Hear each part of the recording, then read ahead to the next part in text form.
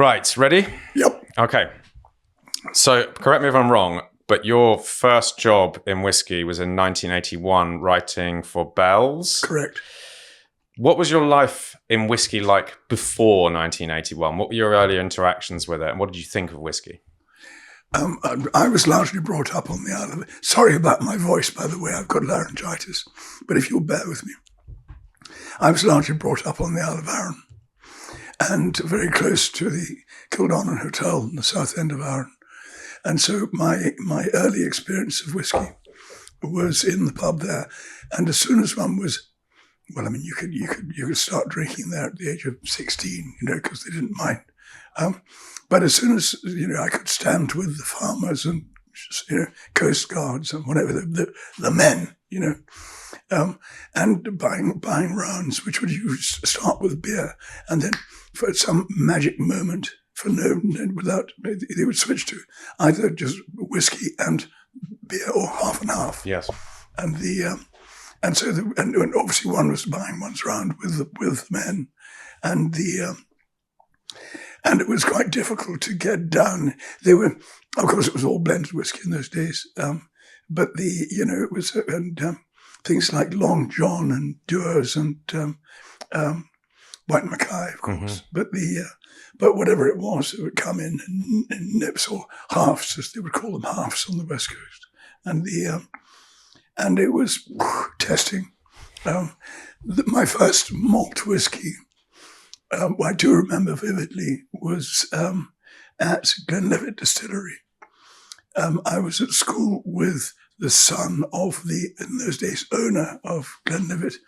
The owner was Russell Grant, his son was Charlie Grant, and we were at school together and at university together. We were very close friends. And and I used to go up there to Menmore for skiing and stuff. And I remember his father, Russell, taking us both into the kind of manager's room in the distillery, which was all panelled and very old-fashioned, and pouring us a dram. Now, this would be in 1967, and the whiskey was, Russell he believed that after 15 years, malt whiskey I discovered this later, slimy. Slimy? I've heard of the word, I've never heard anyone describe a whiskey as slimy, I don't think. Russell Grant is on record as saying that. So he believed that the best age was 10 years, possibly 8, but he talked about the tyranny of 12. By 67. A lot of them were, those who were putting out single malt, and there weren't that many, as you know. But they were trying to go for 12 because they had stock by that time, because there was no stock. So the dram that I was being given at Glenlivet in 67 would be at least 10 years old. That was made in 1957. I mean, I can imagine what it would cost now. All right. Yeah. And it was, of course, it was cask strength, very dark and cask strength whiskey, which we drank cask strength or tasted cask strength. And to be honest, I didn't like it. It was too strong for me. So these were my baptisms of fire. So where do you think that sentiment of 15 years is too old kind of came from? Do you think it's sort of protectionism on the part of the distiller? Like, this has altered my product too much? No, I quite frankly, I think it was just that they didn't have stock. And so even the owners, they were familiar. The original, obviously, William Grant's Glenfiddich was the first to start promoting their brand. And that was 63, I believe 63. The first to bottle a single malt, really. Well, or to promote it. Yeah. There were some others that were around, but it was very, very small and not really promoted, and really often for sale locally. Glenlivet actually did have a franchise on the Pullman trains in America with minis. They were slightly bigger than today's 5 mil minis, 5 CL minis. Yeah. And they made some in Rhodes, but there was very little around. Really, because there wasn't enough stock. Because all these distilleries, all their product went for the malt whisky distilleries went for blending. Blend was where it was at, and indeed their filling orders for the year governed how much juice they would make in any year. The production was geared to filling orders. And we'll come back to that because this has relevance to the modern distilleries, the new distilleries. But anyway, so such whiskey as was available, malt whiskey available or bottle, especially as bottle product, tended to be around the first, but Grant's had about what people call first mover advantage for about 10 years, and in the 70s, particularly the independent bottlers began to release and indeed promote their single malts. And they were often called. The first Glenlivet was called pure malt and straight malt, and no age statement. Although they were probably around 8 years old, and so a lot of whiskey that came out during that period was around about 8 years old because they didn't have stock, and I think that's why how Russell Grant came up with the 15-year-old slimy. I have no idea, but it's a curiosity. So what do you remember around that time, let's say the 70s, around this consumer sentiment towards whiskey? Was there, was the idea of single malt or pure malt, as it was called at the time, perceived by the consumer who was so used to drinking blended whiskies with someone's name on the front? Malt whiskey didn't take off until the 80s. What happened was, you see, blended Scotch was phenomenally popular, not only in the key markets of US and UK, but also in Italy, France, and Germany. Owing to the Marshall Plan, Germany recovered remarkably quickly after where people had money, and blended Scotch, was seen as the drink of the free post-war non-fascist world. It was hugely popular. That went on through the 60s and into the 70s. But then suddenly, for various reasons, there were global economic reasons, the end of the Vietnam War, the oil crisis, things like that affected the buying power, I suppose, of the consumer. But the more important, I think, the fashion changed. The younger drinkers. So Scotch, blended Scotch, was perceived now as dad's drink, or by the end of the 70s, it was even grandpa's drink. And the rebellious youth were turning particularly to vodka and to white rum, Bacardi, Bacardi and Coke, if they were drinking spirits at all. Yep. And so. Along with German wines and baby sham. Yes, that's right. Yeah. Oh, gosh, what was it? And the ghastly Australian Chardonnays. So by 1980, the production, the anticipated demand, was not being fulfilled. So the supply was massively out of kilter with demand, global demand. So that was why in 83 and 85, a large number, about 40 distilleries closed. Some of them never opened again. So some of them did reopen. But one of the reasons one of the saviors of the industry at that time was the rediscovery of malt whiskey, and a number of, Macallan and Glenlivet both began to to promote their brands in 1981. I mean, they'd both been known, but the vast bulk of their make was going into blends. I mean, in Macallan's case, very highly esteemed, top dressing, so-called first top class. Do you think they saw the turning of the tide for blends and had to act? They did. I'm familiar with board meeting notes from Macallan from that time, and even in the late 60s, they were noting the success of Glenfiddich, and by the early 70s were setting aside stock for longer maturation, which would in time be promoted. And the directors always they bottled up a number of butts. I think 15 probably went up to about 30 a year, but really just for private distribution. So it had a name, it had a huge name in the blending industry as a blending whiskey. But they started to set up, and as I often tell the story, because I was talking to a man, he's now alas dead, Hugh Metcalf, who was their first marketing director. Well, they didn't have marketing directors in those days, but they were under a different name. And he was appointed by Macallan. He came from Glen Grant, but he went to Macallan in 1978. And he told me this, in 1978, the entire promotional budget for Macallan was £50.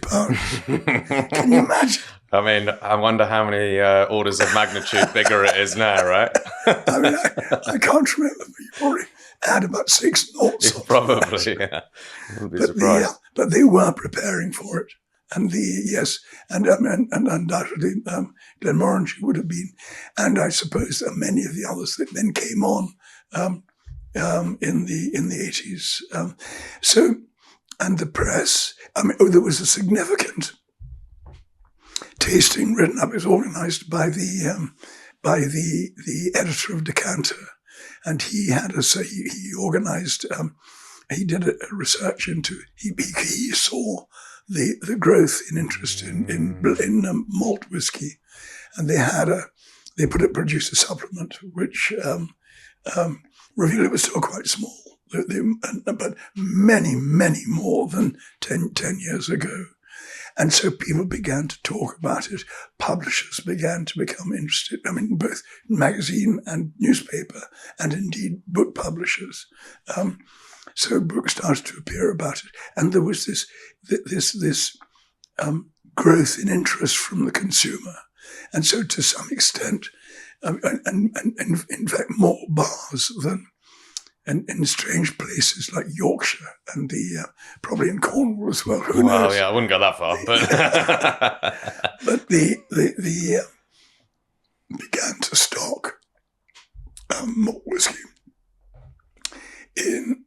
when Guinness took over the Distillers Company to become United Distillers, which then became Diageo. They realised immediately that they had this vast stock of, one of those days they probably had about 30 distilleries. The 28 now. No, of course, Brora's been brought back in. And Port Ellen. And Port Ellen's been brought back in, but Rosebank has gone. But anyway, so they probably had around about 30 distilleries. And they've got Rose Isle as well and now. That's more recent. Yeah, it's probably hovering around there. Yeah. So they probably still have about the same amount of distilleries, right? They probably do, yeah. And Mike Collings was one of the leading people behind that, and James Espy to some extent on the marketing side.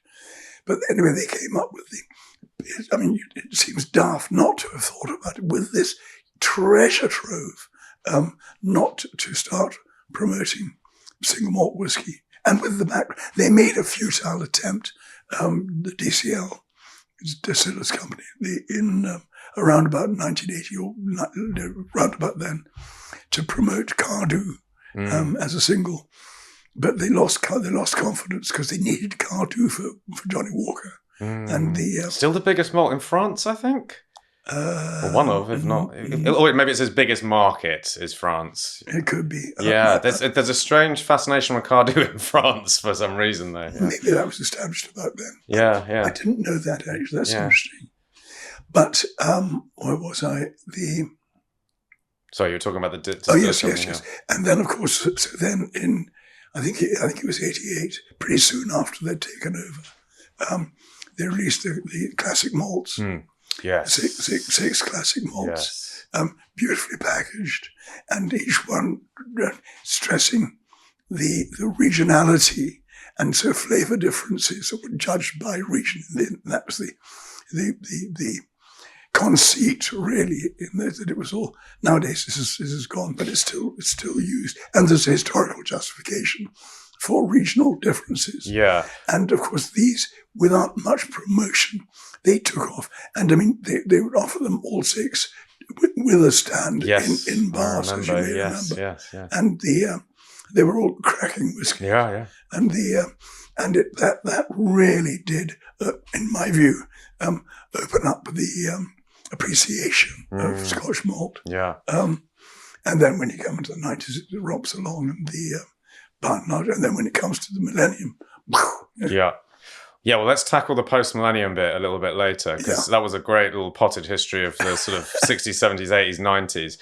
So going back to your story specifically, do you remember your kind of aha moment with whiskey? Like, when did that occur? When did you taste something or visit a distillery or something and go, oh, yeah, I get it, there's something here? Well, I think I joined the Scotch Malt Whisky Society very soon after it opened. It opened, I think, in 83. And looking at all my books, I found a book the other day, which I had bought when I was still at school in 1967. So I must have had a sort of a vague interest. What book is that? It's by R.G.S. McDowell, the Whiskies of Scotland, or something like that. It was one of the very early books in recent years. So I must have had some interest, and certainly, post-university, I'd become more acquainted with at university, enjoying whiskey, and and I think that during the 80s, purely by chance, I was asked to write a number of brochures, promotional materials, annual reports, this sort of thing, for various companies and brands. So that involved, sort of assessment and meeting people in the industry. So that all developed my interest. So and meanwhile, in the early 80s, I was writing books about other subjects. Yeah, so I'm interested about that, because you were starting to write books about sort of Scottish culture, both small and large, castles, villages, clans, tartan. So do you feel like the two kind of played into one another? Yeah, I think that it was published in 85, so probably about 83.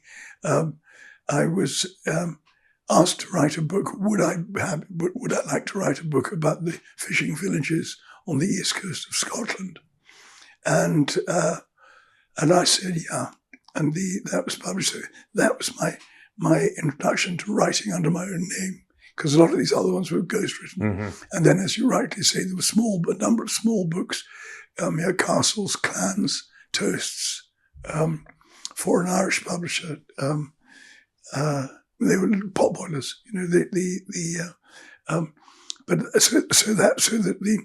the job was divided to the literary. We had somebody to run the literary agency, the commercial copywriting, which was what kept us alive. And then on the side, when there was things were quiet, I was writing little books. Well, actually, the Fringe of Gold, the Fishing Villages book is a bit more substantial. Anyway, come 1988, I had a track record in writing, B, a considerable track record in whiskey-related things, and be see a great interest in the subject. And so I put together a proposal for a book to Mitchell Beazley in London, illustrated book. They're principally illustrated books, although they did a series. They had a series which it was the Mitchell Beazley pocket books, Mm-hmm. and they were small but encyclopedic. So that was accepted. It was adjusted. The proposal was adjusted. They wanted to include malt whisky as well as that was very largely about blended Scotch and brand histories and things. And so that was commissioned in '88 and then published in '92. And which book was that? That's the Mitchell Beazley. Do you want to see it? Do you want to cut and see it? No, it doesn't. Well, we can get it out. Maybe we'll. Do you know what? I'll get some shots of it afterwards. And, yeah. Okay. Yeah. Well, hold on. Let me pour myself a dram. Let's have a dram while we're. What do you want to be dramming? Yeah. So okay, we took a quick break because we realised we needed to pour a dram. We're back, and Charlie, what have we got? This is a Lagavulin 15 at 55.7%, and this is a special bottling for the Isle of Festival this year. Oh, and it is unmistakably Lagavulin-y. It is, isn't it? Oily and smoky and delicious. Great. Yeah. So, when I was doing my research, I read that you're closing in on 20 books. I don't know if it's 20 about whiskey or 20 in total. 20 about whiskey. 20 about whiskey. I'm writing them on the 20th. Yeah, you're on the 20th at the moment. So we're going to get into more of the recent history, but I'm wondering how hard it is to continually come up with new ways of approaching the subject of whiskey to the point where you're on book 20 and not repeating yourself. You know, I mean, there's obviously going to be little repetitions of things here and there, but how do you go about coming up with new ways of? Well, how many ways are there to skin a cat? And I mean, in some of these books, the publisher has specified what they want. Sure. And so therefore it is really rather churning out. The thing is that with commissions like this, it takes quite a long time to write a book, even a relatively small book, so that leads to further research. So, one's developing one's, understanding all the time, and mistakes, earlier mistakes. I sometimes think it's especially when you're dealing with the history of Scotch, which I'm particularly interested in. It's like a jigsaw. It's like putting together a jigsaw puzzle, and you come across something, or you read something, or you hear something, and a piece goes into the jigsaw puzzle, which then connects up with that whole passage in the puzzle. And I mean, it's so rewarding. It's so like detective work, isn't it? Yeah. It is. Yeah. So honestly, these books, many of which are now out of print, and some of which are directly commissioned with specific briefs. But my big book, which just about killed me, my marriage nearly broke up. The bank was at me. Was called Scotch Whisky: A Liquid History, and that actually won the James Beard Award in America. Now, which is just about the most prestigious book award on the planet. Exactly, gastronomic, and it won. Yeah. It's not a Pulitzer, but it's in terms of gastronomic books. Nobody's heard about it here, but it was the very first spirits book that ever won. Was it? What year was that? Do you remember?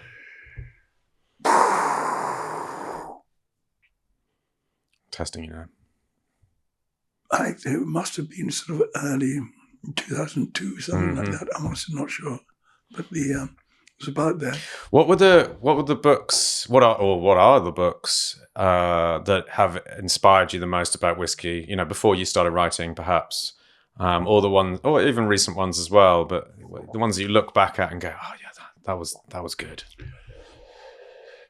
Well, the book that I would take to a desert island is Inez MacDonald's book, Whiskey, published in 1930.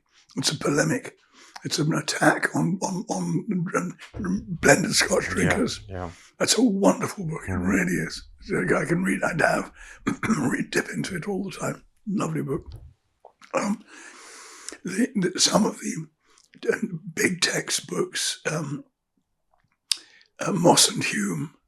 Obviously, Alfred Bernard, Moss and Hume, which was published in about 1980, and that's Michael Moss, now deceased, was a professor in Glasgow University, and so it's pretty heavy going, but it's very, very good for substantial historical, exhaustive material. Yeah. It was exhaustive for its time. Yes, and what else? I'm a big fan of Sir Robert Bruce Lockhart's Scotch and Fact and Story. Fact and Story, is it? Yeah. His was I can't remember now his name. I thought it was Scotch Whisky and Fact. Anyway, I can't remember. I tell you what we'll do. We'll get these out, and then they can be. We'll do it at the end. Yeah. And I also think Pip Hills's book is a fantastic book as well. The book about tasting, appreciating. Yeah, that's good. There was an earlier one which I can't remember again. Well, how do we favourite? Well, we need to do a little special section. We'll do a little aside. Favourite books on the side. Yeah. Well, it's a separate podcast episode entirely. And Dave Broom, who's a great friend, he's a brilliant writer. Yeah. Much more creative than me, and they're much more original. I have the highest regard. Yeah. Michael Jackson, he was a groundbreaker. So when you think about what I would sort of class as the great Scotch writers of the last 40 years, and I would put Michael Jackson and yourself and Dave into that, and there's possibly others, but those are the three that spring to mind the most. How do you sort of separate out what it is you bring to Scotch literature? You mentioned you think Dave's, a great, fantastic creative writer. So where do you think your strengths and Michael's would have lay in comparison?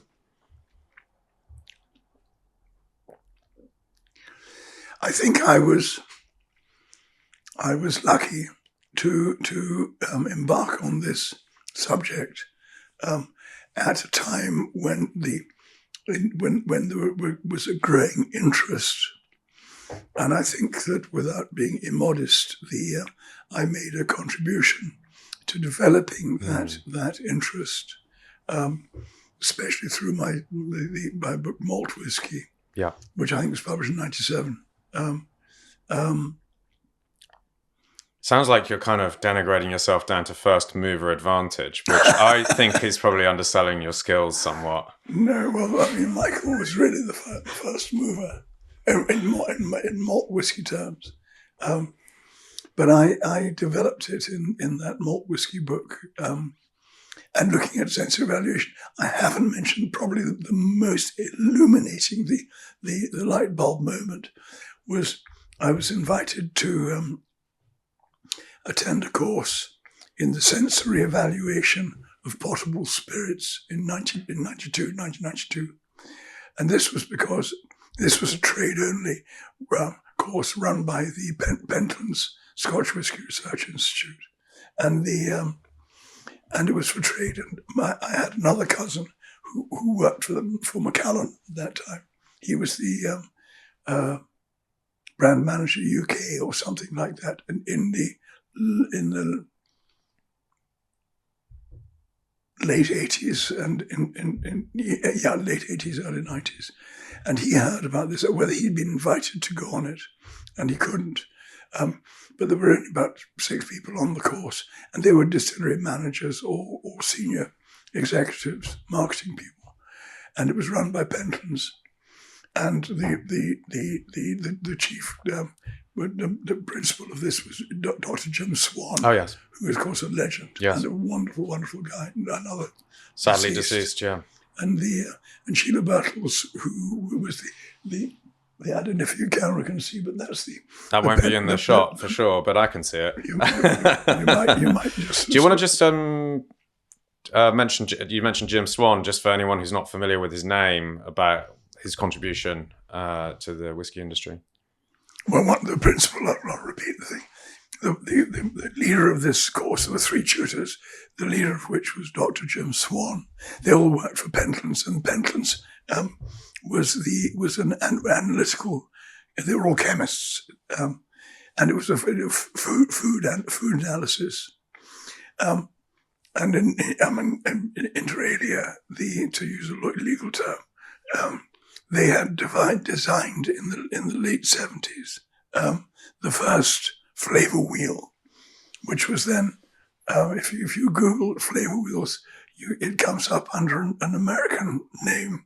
And this flavour chemist had actually visited Pentlands and stole their idea and applied it immediately to wine, which went on to coffee, to beer. So it was there for spirits before it was there for wine. Yeah, it was. Wow, yeah, fascinating. But anyway, they were brilliantly ingenious, and they worked for the independent whiskey companies, i.e., non-DCL. The Distillers Company had their own chemists, and but Jim was a remarkable guy, and he went on to make. He's designed numerous distilleries, including Macallan in Taiwan. Numerous, dozens of distilleries. And he was also interested and effective in. I think he's designed distilleries even in America. But he was an inspiring. He was a very gentle, quiet, completely open and informative. He shared his considerable knowledge in a completely honest and open way. Yeah. It's an inspiring guy. It's remarkable the number of distilleries, newer distilleries, especially, I guess maybe because they're talking about it more, who and his name is attributed to them. If you go on their website, his name pops up. Yeah. Dozens of distilleries. Yeah. No, he's a legend. He really is an absolute legend. Yeah. So, this was only a week's long course, but it changed my life. It opened my nose, if you like. And I had to rewrite because I'm still working on the first book.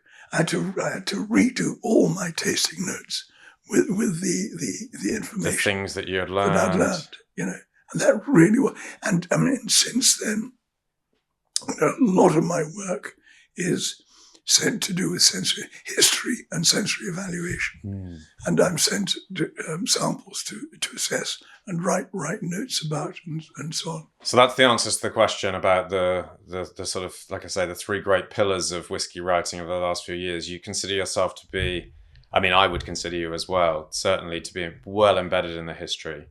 I think so. And I think because you've written around Scottish culture so much as well, that obviously informs you and gives you the confidence to be able to talk deeply about these distilleries and these brands as well. Yeah. We'll get back to the show shortly, but first I wanted to give a shout out to our sponsor, Fever-Tree. Fever-Tree have been my mixer of choice for more than a decade now, going right back to when I used them as our mixer at 15 in Cornwall in 2005. It's a very long time ago.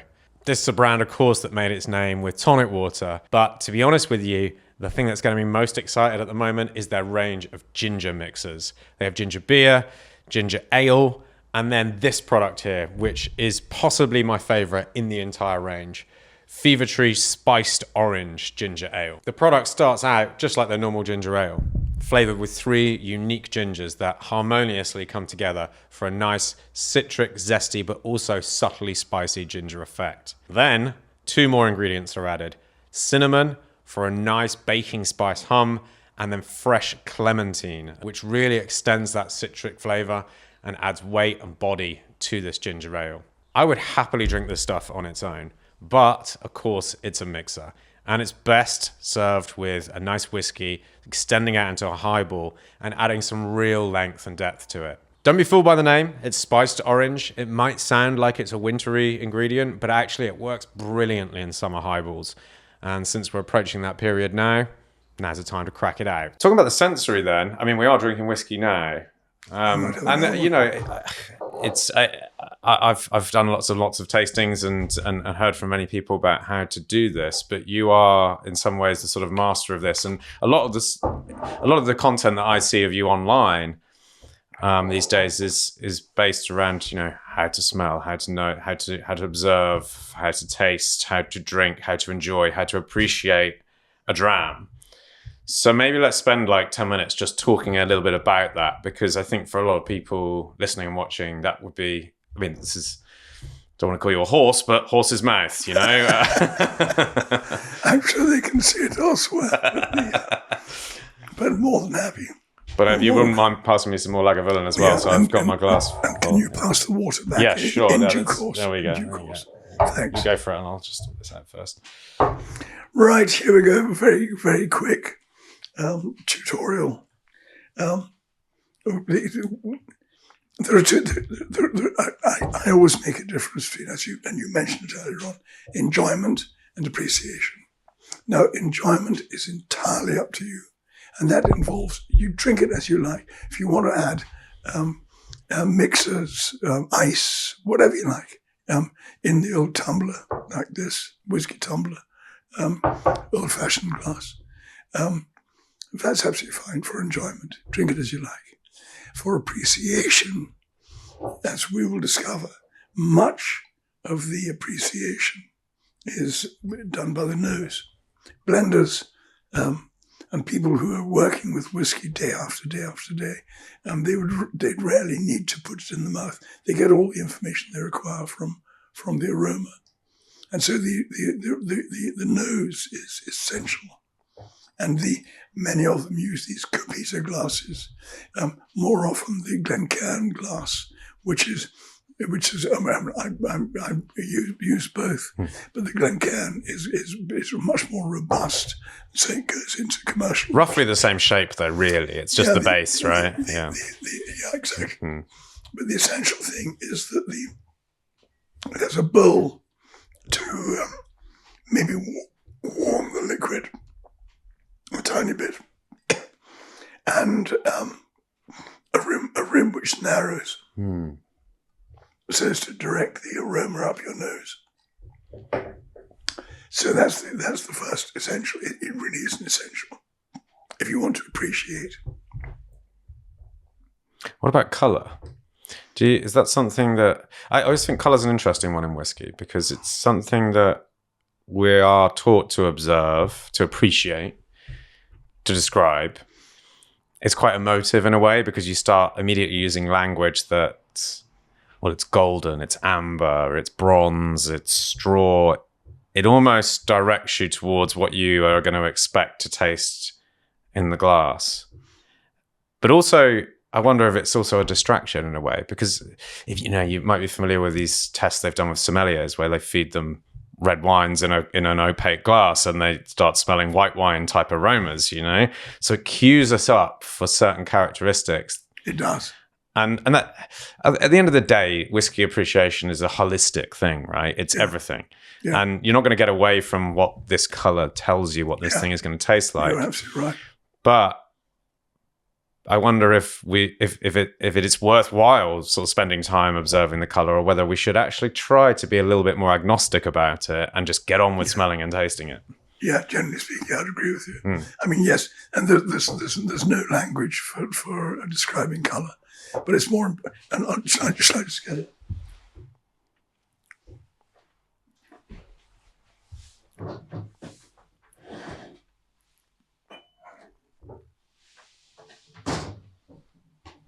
Ah, you got a blue glass. If you want to disguise the colour, then this is it. Yeah, in a blue glass. The colour. You see, it's all sorts of confusions. The colour comes from the wood,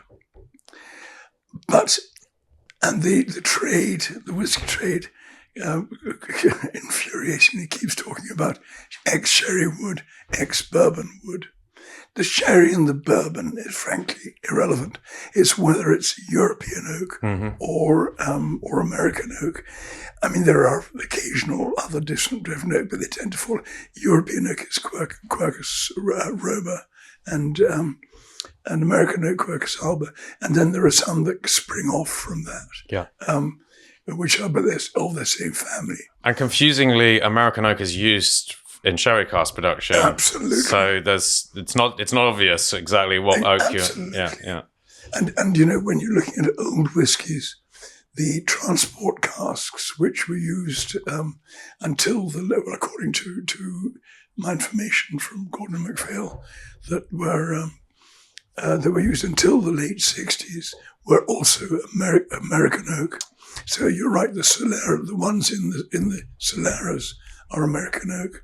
And then for some reason, and I've been told, but I can't remember what it was, they switched to European oak for transport casks. Late 60s. So it was only the transport casks that were European and the Soleras were American. Yeah. That's interesting. Yeah. I wonder what kind of can't economic factors sort of played into that. I can't remember now what it was. We'll find out. I'll put it in the debrief at the end of the episode. Yeah. If indeed I can find out.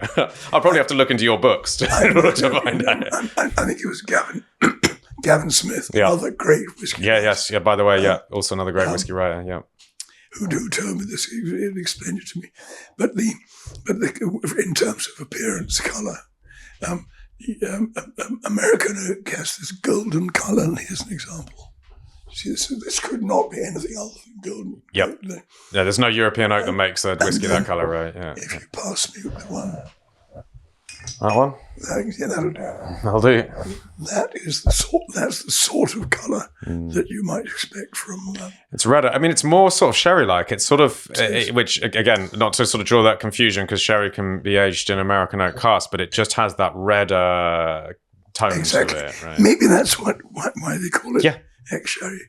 But you see, the thing is that the actual first incumbent bourbon sherry may be the first time it's filled with Scotch spirit. May give a little bit of tint, but the tint is coming from the wood, not from the first incumbent.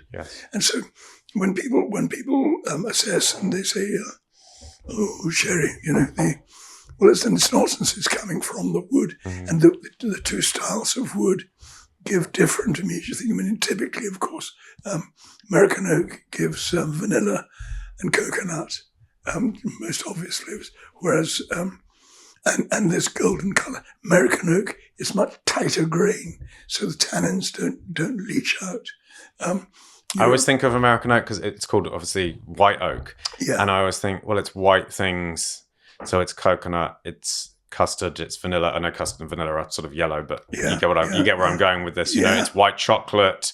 It's all the kind of white or pale coloured things, and then European oak, which is sort of colloquially known as red oak. It's redder, right? It's more tannic. It's tea. It's spice. It's drier. I mean, it might be why it's called that. It might be not a coincidence that we sort of colloquially ascribed those colours to it, because they do pretty well describe the flavours you get from it. But they're tannins, essentially they're tannins. Yes. And so you get these dried fruits, you get this Christmas cake, you get everything you said, but essentially they're tannic, and and tannic is very dry in the mouth. And so we shouldn't be talking about bourbon casks or sherry casks. No. We should be talking about American oak and European oak. And then we should be talking about whether it's first fill cask or refill cask. Indeed. Which is something that's so often misplaced, right? Because the effect of multiple fills is so dramatic, a second, third fill bourbon cask is fairly inert, right? But it depends how long it's been left in the cask. Sure. Because if you leave your spirit in a first fill cask, whether it's European or American, they're very active, and so it'll do a terrific job. I mean, it'll mature its contents in about 5 years, but if you leave it longer, by 10 years in that same cask, it's probably going to be dominated by flavours coming from the wood. So if you want to have a long-aged whiskey, put it in a refill cask. And some companies will tell you, second fill, third fill, fourth fill. Well, maybe fourth fill. But many would just say first fill and refill. And indeed, I've seen samples where they've said first fill, no way, So I think that it's very recent that they've logged the details of the cask history. Yes. I mean, until relatively recently, when they were disgorging casks for blending, they would smell the bung, or they would take a sample and look at the colour, and so therefore, if the colour was like that, they'd say this cask is knackered, you know. So break it up into garden furniture or whatever, and maybe that could do another fill. It does look quite pale, that one. It does, but because it gets paler and paler. Of course. But you see, for long-term maturation, you are going to lose colour, but you develop a more complex flavour profile. Yeah. So where do you think the magic happens? Well, now, let me just complete that, but the great problem when you're assessing by appearance colour, Yes. is that with some whiskies,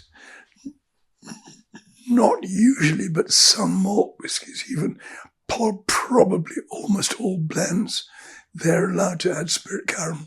Yes, of course. Yes, And so yes. the colour is adjusted. Yeah. You know, for purely, it's completely cosmetic. Yes, it's sort of consistency on the shelf is the Exactly. rationale for it Exactly. anyway, you know. And in certain markets, Asia in particular, Yeah. they think that dark colour means older whiskey, Yeah. or it's a mark of quality. Yeah. Now, spirit caramel is often talked about. I've done experiments with spirit caramel, and it really, the chemist described it as organoleptically inert. It has no smell or taste. Well, this is bullshit if you add it to water. But I tell you what, it is incredibly difficult to detect, even with a very light malt whiskey, you know, and with a tiny spot, you know, or even 5 spots. Yeah. So it goes really dark, you know, but you don't pick it up. And anyway, spirit caramel is, if you add it in a big dose, is like saccharin. It's very bitter, you know, but so, I mean, It's gone through caramelization to Yeah. create that colour, right? Yeah, So yeah. it does but, have a but sort you'd of think bitterness. it would, by implication, it would be sweet. Yes, yeah. But it doesn't work. Yeah. So yeah, yeah, the sweet spot in terms of that's we've talked a lot about colour there, and that is I think it's a fascinating discussion because there's expectation from the consumer point of view about what something's going to taste like, and I think a lot of that is subconscious. Yeah. I look at the 2 whiskies you've just shaken up there, which are 2 different colours. Can you hold them up actually, just so we get on the camera?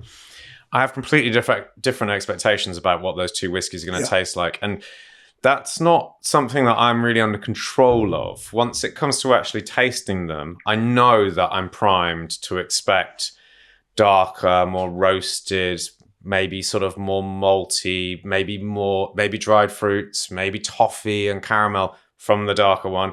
And from the lighter one, I will expect it. And therefore it may well be perceived as more grassy, more lighter, fresher, more fragrant, a little bit brighter, but possibly, you know? Yeah. And that may not objectively be the truth of those whiskies, but it doesn't matter because subjectively I'm already primed to feel that way. There is, you know, the condition of loss of smell is called anosmia. It's like odor blindness, you know. And it's more commonly displayed as specific anosmia. So you for some reason, you can't smell certain groups of chemicals. Like you might be, you know, or indeed in some cases, you're very sensitive. I mean, you might not be able to smell esters or phenols or whatever, you know. But there is another condition which is called phantosmia, where is the wonderful, where you know, in a panel, someone can smell something clearly, That isn't it's there. not there. And you can check it by you can do it, you know, what do they call it? Gas chromatograph. Yes, Yeah. gas chromatograph. Yeah. And it's simply not there, the chemicals that give that smell. But yet... But there's some association, some mental gymnastics that gets them to that point, or some sort of genetic trait that, It's fascinating. It is, it really is. So yeah, going back to the question I asked you a little while ago, we were talking about refill casks, and as you say, it's like a tea bag, right? A cask. It is very much. Its strength, its potency diminishes with each fill, but that's not the only thing that's going on, because there's oxidation as well, which is something that really only happens with time in the barrel. So where do you see the sweet spot? Do you think, a first fill, bourbon cask, pretty active still, it's only had bourbon in it for 5 years, and then it comes over, it gets some new make whiskey put into it, it's going to be pretty intense, versus a fourth fill, let's say. This cask is already closing in on like a century old or 70 years old. It's had long periods of time storing whiskey. It's going to take a long time to give any sense of maturation to this dram. It might take 30 years. But that 30 years is still going to be productive. There's still going to be things happening, extractions taking place within this cask that take longer amount of time. They take more seasons, more winters, more summers, then the oxidative effects as well.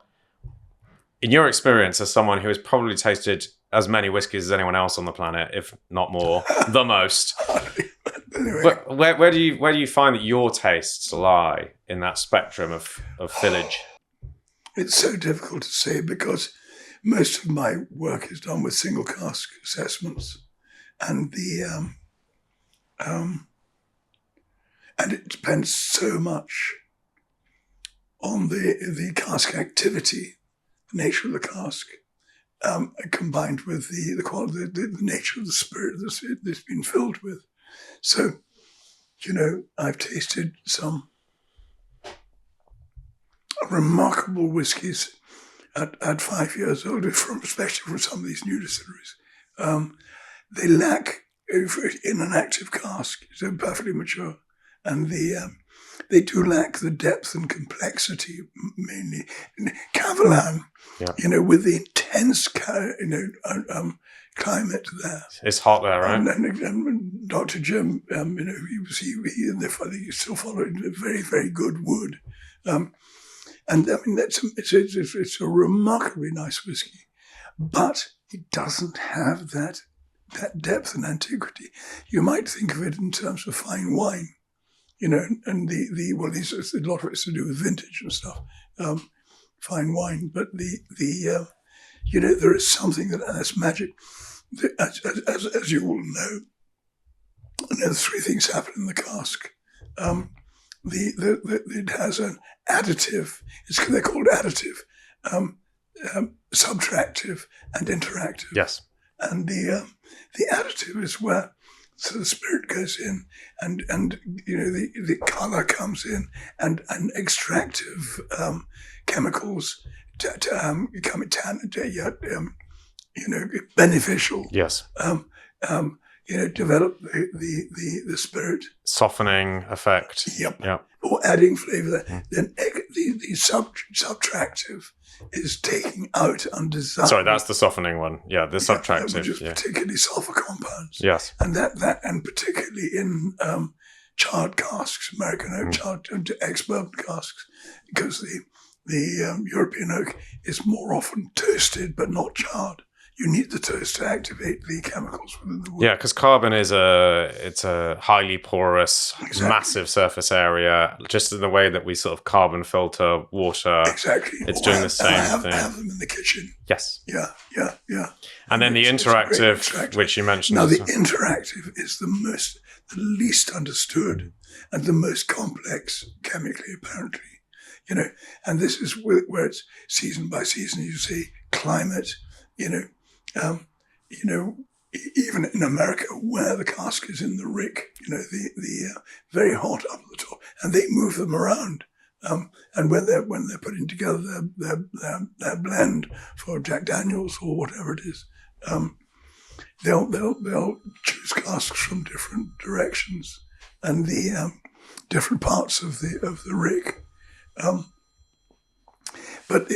So there's all sorts of influences, but the interaction is essentially the interaction between the liquid and the when water vapor, if it's there on the outside, and interacting with the atmosphere and the chemistry is apparently and oxidization as well. And oxidization. Yeah, which is something that people don't really think about with spirits. Yeah. Think about it with wine and even fortified wines and sherry, and oxidization is sort of part of olorosos and what have you. But with spirits, it's a thing too, especially over decades of maturation, right? And that I do, like you say, it's the most complex part of the science, because it's not just a case of, the wood has these compounds in it and it's infusing it into the spirit. We can kind of understand that because we can understand brewing tea and coffee and what have you. Yeah. But with oxygen, it's a change of these compounds that are already there. It's creating new aldehydes and esters and all sorts of complex chemistry that produces some of the flavors that we love the most in old spirits, those sort of tobacco, fruity, funky, tropical notes that have no right to be there because this thing is made from barley and water, you know? Absolutely right. But you see, there are two, the distillers will tell you there are two components, which are called, contributors to flavor. There's the production character, the distillery character, as they call it, and the mature character. Now, the spirits that go in, the individual spirits from the individual distilleries have their own character, for one reason or another. And then, of course, that character, as we've talked about, is expanded and smoothed and developed by maturation. But the ideal is not to have, this perhaps goes back to your original question, a good whiskey retains its spirit, its distillery character, while being developed and, by maturation, by the mature character, developing its mature character. If the mature character, and some of these very mature whiskies are absolutely gorgeous. One distillery that I won't name claims that 85% of very famous distillery, 85% of its character comes from maturation. That's not something to boast about. No, it's really not, quite is frankly. it? Yeah. That's like we are homogenizing our product with cask, so that only 15%, it's only, it's... it's a nonsense claim. It is. It doesn't make sense. I always think percentage claims are crazy in and of themselves. It's like, it just generically, like, 80% of the character of whiskey comes from cask. 80%, what does that really mean? And also the cask effect, it's a reactive force. It's already working with what is intrinsic to the spirit. Yeah. So whatever that spirit is, the cask will send it in this direction or that direction or the other direction. Of course, there's universal characteristics that come from casks, but nevertheless, they're always playing upon the palate that the distillery offers in the first place. Yeah. Well, they should be. In the best case scenario, they definitely should be. Yeah. But then I suppose we better touch on the finishing casks. Yes. I'm not a great fan, to be honest, because I think the finishing cask, of course, is to add, they say another dimension. Sometimes so they having matured the liquid for whatever number of years, they then refill it, re-rack it into a more active cask, typically ex-wine, port, for example, in some cases, sherry, and all kinds of wines. Although increasingly things like mezcal and calvados and all sorts, right. Anything goes kind of these days. Right, yeah, that's right. I don't know why they do it. Well, I do know because it started really, it developed with Glenmorangie because they had two distilleries, Glenmorangie and Glenmurray. And so when you've gone the route of different age and you want to expand your range, where do you go? Where do you go from there? And so then they were one of the very first to experiment with port, Sauterne, and then there was already Rhone wines, Marsala, etc. most of the port and Sauternes still being and they work well because but some of these finished whiskies they just simply don't work. They're very difficult to make, and the finishing usually is a very short period of time. Sometimes it's 6 months, a year. But I don't think it adds. In my experience, it doesn't seem to add another dimension. It tends to sort of round off. It's rather like New World wines. Quite frankly, it rounds it off. And so you can't, it loses character. It is like New World wine as opposed to classic wines. Well, I think it's also a little bit like, and we don't recognise it for this maybe, and perhaps I'm being a bit harsh, but if you think about the way the gin category has gone recently, there was this resurgence in gin, helped along by cocktail culture, and then all of a sudden it's like, well, we've made gin, but this is a raspberry gin, or this is an elderflower gin, or this is a rhubarb gin. And what it is it's gin that's been then flavoured afterwards with other products and often sweetened as well. And in a way, that's sort of Scotch whisky's conceit. It's similar. It's like we've made whiskey, mature whiskey, and then we've put it in this cask, and then we've effectively overshadowed what was already there with this active, fruity cask, like you say, usually sherry or port. And then, wow, look, surprise, surprise, it tastes a lot like sherry. But I absolutely. And you see, how do people drink gin? Mixed. With what? Tonic water in this country, Exactly. yeah, or Negronis if we're in this house. Exactly. Yeah, but exactly. Yeah. For gin and tonic, you want a clean, crisp gin, in my view. Yes. You don't want to mess it around with. I mean, frankly, I find that even what's the blue Bombay Sapphire? Yeah. It's got a complex. Proud of their complex botanicals. Keep it simple, man. Keep it simple, crisp, and clear. And so I think a lot of these. Gins, What's your gin of choice? Just because people will want to know. What was the Negroni we had earlier? It was Gordon's. Gordon's. I'll tell you a quick story about that. Very early on, before the gin craze, we're probably talking about 15 years ago. A friend of mine, Geraldine Coates, who was known for a time as Madame Gin. Yeah, Madame Geneva. And she was asked to do a tasting of Scottish-made gins. We are going back a long time. And so they were served up blind. We did it in the Malt Whisky Society down in Leith. And as with Scotch, we nosing glasses, nosed and tasted straight, and then with water and so on. And then we did the whole thing again with tonic. And number 5 gin scored, we were marking them out of 10. And the number 5 gin on the nose, it's got about 4 or 5. And there were some that scored 6, 7. Yes. Did the whole thing with tonic. This number 5, let's say, it was Sean. Really? Gordon's. Was it? Yeah. It's interesting, isn't it? So see the others, but not many people drink gin with water. Yeah. Well, I mean, the thing is, this is the crazy thing about gin is people do gin tastings. I've done gin tastings. I've conducted them. And you give people neat gin to nose and taste and go, what do you think of this? What do you think about the botanicals and everything?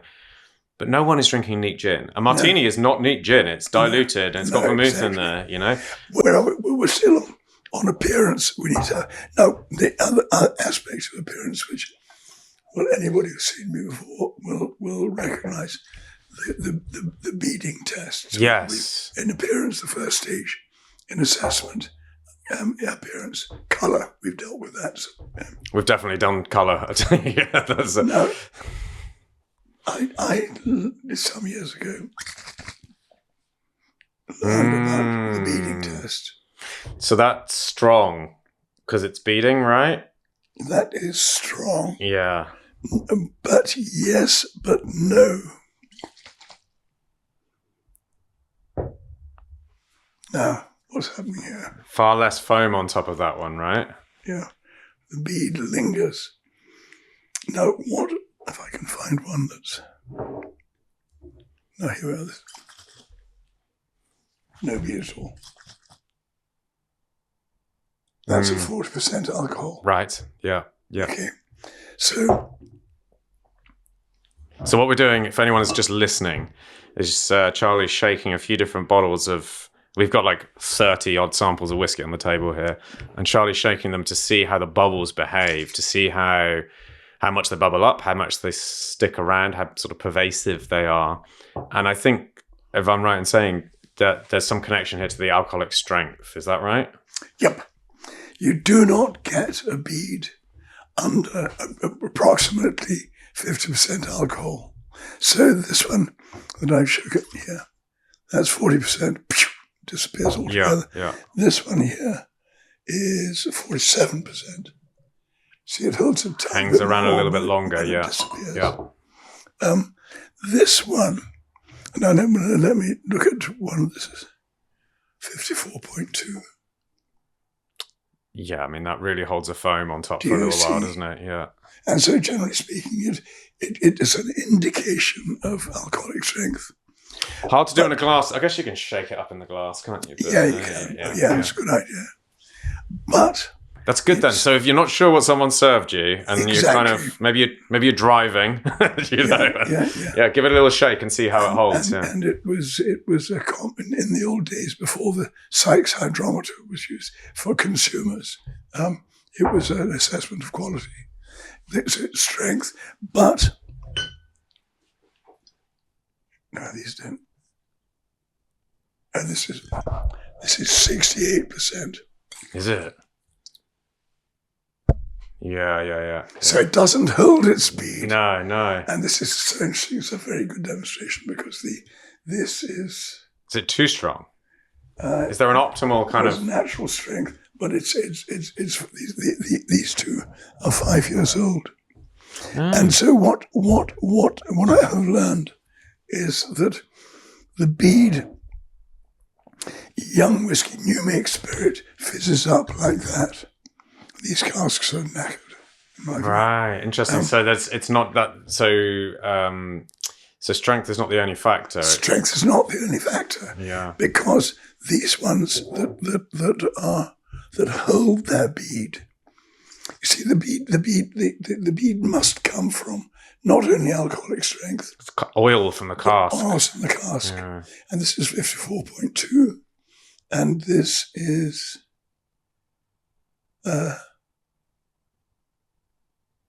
Inverada 2012. Well, that's surprising. This is an Altmore 1993. 1993, and only recently pulled out of the cask. Yeah. Yeah. Well, my Yeah. glass is dry. Maybe I should try a little bit of the 93 But Oldmore. and this is in Invergordon 1988. Oh, it doesn't last terribly long. 88? Of course, no, I beg your pardon, that's 47.4 Ah, okay. under strength. So immediately you can do your rough judge Can I try a little bit of this one? by all means. Yeah. Okay, so the first after the visual color side of things, Yep. I'll we join should you. be perhaps looking at how it behaves in the glass. It's a reaction to movement. It's oiliness. It's how it produces bubbles. So And the final, if you want to go that far, I don't usually bother. But it's the visual is to swirl it and look at the legs. And if the legs are slow and thick, it's indicating texture in the mouth. And if they're run off quick, fast. Yeah. You might even say they're slimy. Anyway, and so the appearances, as you said earlier on, really quite irrelevant. But nevertheless, fun. So then the nose. So how do we go about nosing whiskey? Well, I would make sure that the whiskey is, you don't want to serve it at chilled. It has to be at room temperature. if that temperature is a cold Scottish manse, not, but if you've been hiking up a one of the Munros, make sure that whiskey's like close to your chest, so that it's not too chilled when you get to the top, because you're going to want in that like when it's blown a hoolie at the top of this Munro, you want to be able to smell the whiskey properly, right? No, absolutely right. No, so the first thing you remark on in your mind or on your piece of paper is the nose feel effect, which is the physical effect that the liquid has. Or usually it's the alcohol. So it's more like a kind of sensory, outside of the aromatics, it's more the way it makes you feel on the nose. Exactly. I think, if I remember rightly, Jim Swan used to talk about the trigeminal nerve. Yes. And so it's something beyond that. It's the physical effect. It's a nervous effect rather than not nervous as in I'm scared, but nervous as in a sort of primal reaction to it. Really, it is.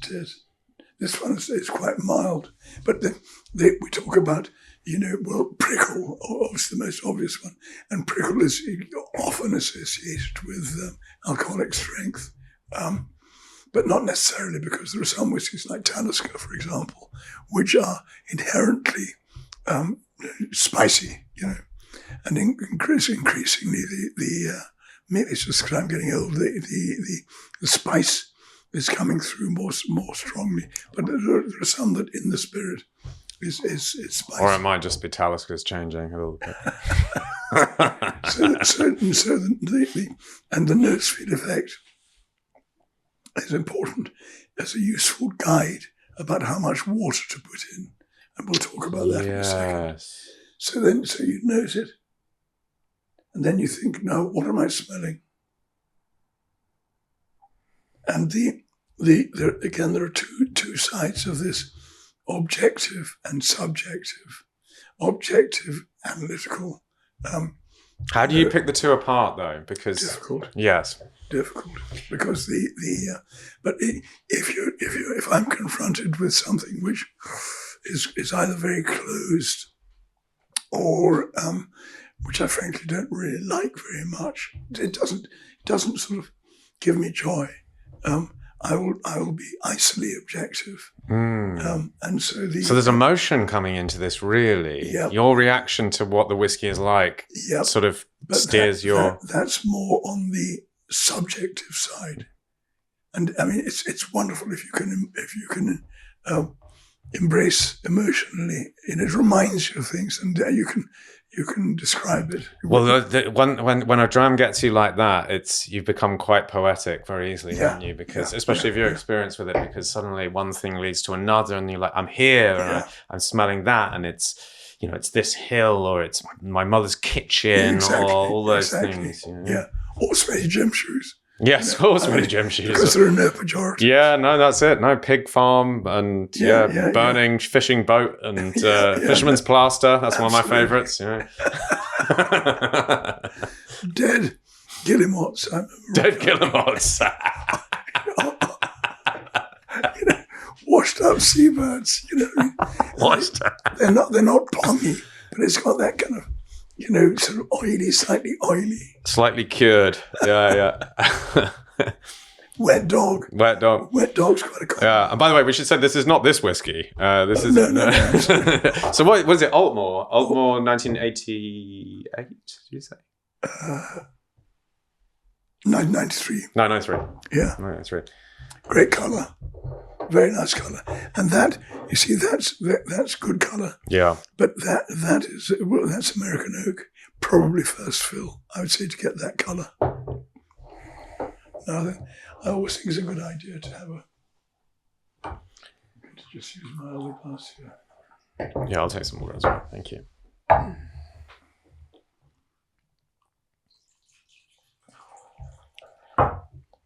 Okay. So we're going to taste now. How should we go about doing this? We're not finished smelling. It's quite mild, the nose. Well, let's go to taste. Well, no, I on the nose. So I'll tell you what I get. I think there's definitely some softer, more yellower stone fruit. It's not gone that dark, plummy kind of route, but more like apricot or peach. Yep. And then it's got wood. I mean, there's undeniably like some oak there, you know. And I'd probably also say it's verging on just getting towards like tobacco, cigar kind of level, but not intensely so. It's just subtle. Well, you're right. I mean, I do think that I often think in terms of a perfumer where you've got top notes, mid notes, Yes. and base notes.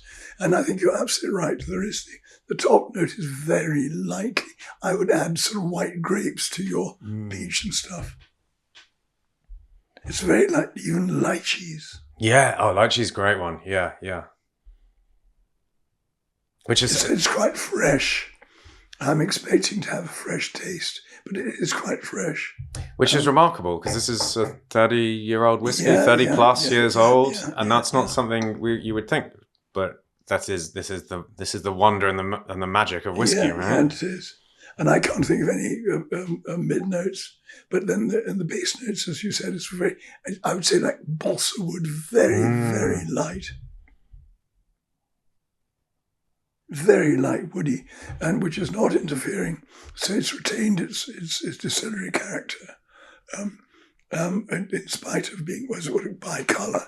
I would have thought it's probably been in a first fill cask, but the oak hasn't taken over. No, I mean it's a great example, I think, of an older whiskey where, at least on the nose, we haven't tasted it yet. It's got that freshness, but then it's also coupled with depth and that wood and structure. Yeah. Yeah. I mean, it's not wildly exciting, but it's a very nice, easy drinking mild whiskey. Right, now to taste. Now, when you're tasting, again, we've got nose feel effect, mouth feel effect. So what is the texture of the whiskey? You know, and we tend to think of, well, again, typically, is it kind of burny and prickly or spicy in the mouth to start with? Or is it mouth cooling or mouth warming? Those are the typical things. And then is it creamy? Is it acerbic?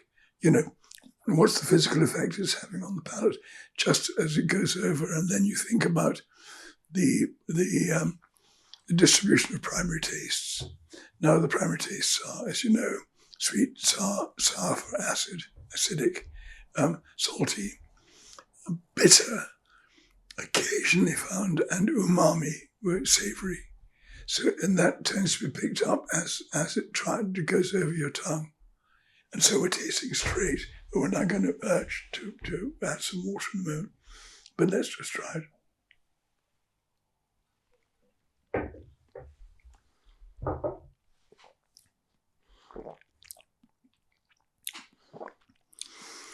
Well, it's easygoing,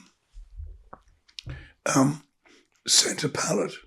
There's not much. There's no saltiness. There's no real acidity.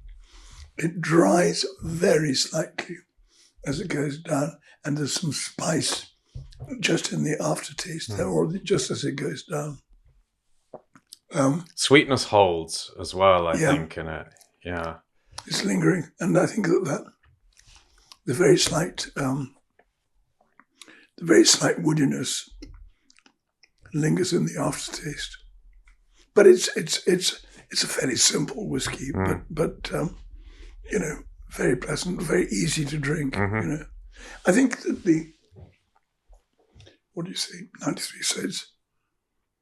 32 years old, yeah. Or 34, whatever it's pulled out, yeah. I think, frankly, I would hope for a little bit better, more something a bit more. Considering what a 30-plus-year-old whiskey sells for these days, right? Oh, exactly. Exactly. Maybe we should get into that. How do you feel about whiskey's sort of seemingly quite rapid transition into becoming a luxury commodity? I mean, both in terms of its price, the way it's marketed now. I mean, some of the advertising we see for whiskies is sort of hard to differentiate from like perfumes or watches. it's a lifestyle brand for some distilleries or some producers or some blended names. And it's being bought by those same people as well, oftentimes not even being opened, perhaps, or if it is, maybe not being appreciated in the same way, dare I say it. And let's not, get ourselves in too much trouble here. How does that feel as someone who's been, around whiskey, well, professionally for close to 50 years and more besides? What's your take on whiskey's sort of modern persona? I'm sad that it should be considered just as an investment and a commodity. I think that this really came about, and there's nothing you can do about it. But after the stock markets all crashed in 2008, and people with money were looking for alternative investments. They came upon, they'd obviously looked at wine, and they looked at gold, and they looked at motorcars, and looked at fine art, and so on. But the whiskey suddenly came on the map. And by 2017, the Knight Frank Wealth Report were based on prices achieved at auction, were ranking whiskey as the top alternative investment. Now, this is disastrous for consumers and collectors, because the investors have got very deep pockets.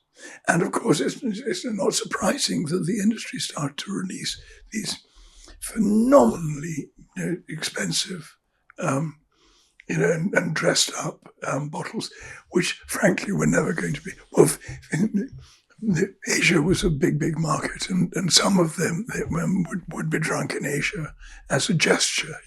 I paid £1 million for this, but let's crack it open. Or maybe £1 million would be a bit too much, but although some have an unachievable amount of money for most people in terms of a bottle cost. Yes, yeah. So I think that there is nothing you can do about it. The pricing, you see, is becoming a problem, because the from different directions. Because I remember in 2001, Diageo had their first special releases, and there was a Port Ellen there, it was priced at £95, which at that time was very reasonable. Yeah. Actually, it wasn't. Well, it was expensive, but it wasn't like unachievable. Yeah. And of course, even then, it was being flipped the next week. And it was fetching, £200, £300, whatever it was.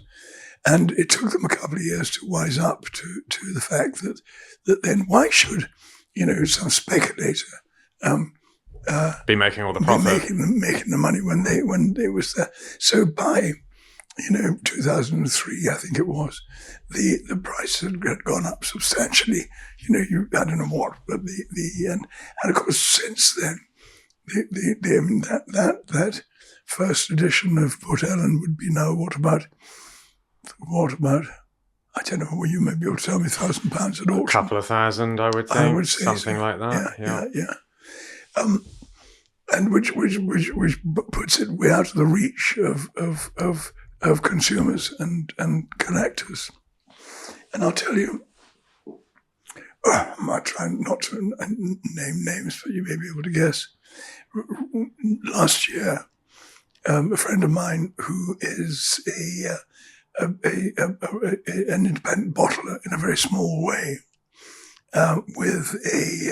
she has a big market in America, and she's been working at this for very small, buying good casks and bottling them up in fancy decanters and stuff like that. But she's got some loyal customers. Anyway, she had a customer, and they were everybody's very keen on Macallan, because Macallan is the gold, standard at auction. Yes, yes. I mean, all they've done for category unto itself in some respects. It really is. It really is. And they're terribly culpable. Dear Ken Greer, who's a lovely, lovely guy, but he had made all this. It becomes just a high end consumer good, and associations with Lalique, associations with Bentley. No, that's Beaumont. That's Beaumont, yeah. Yeah, but they some other luxury car brand or whatever, And all this photography and stuff. There's nothing to do with whiskey, or the flavour of whiskey, or the quality. Yeah. Macallan is in a corner at the moment. I think because it's now perceived as being very arrogant, both by consumers and by the rest of the trade. It was described, justifiably so, in the around about 1988 by Michael Jackson as the Rolls Royce of whiskey. You think that was the kind of catalyst that sent it on this trajectory of? I honestly don't know, but they adopt that stand, which I suppose is justifiable, but it's worn out now. But the arrogance. I don't want to go into it. But but that's not going too much into it. But I get what you're saying. And I can say it.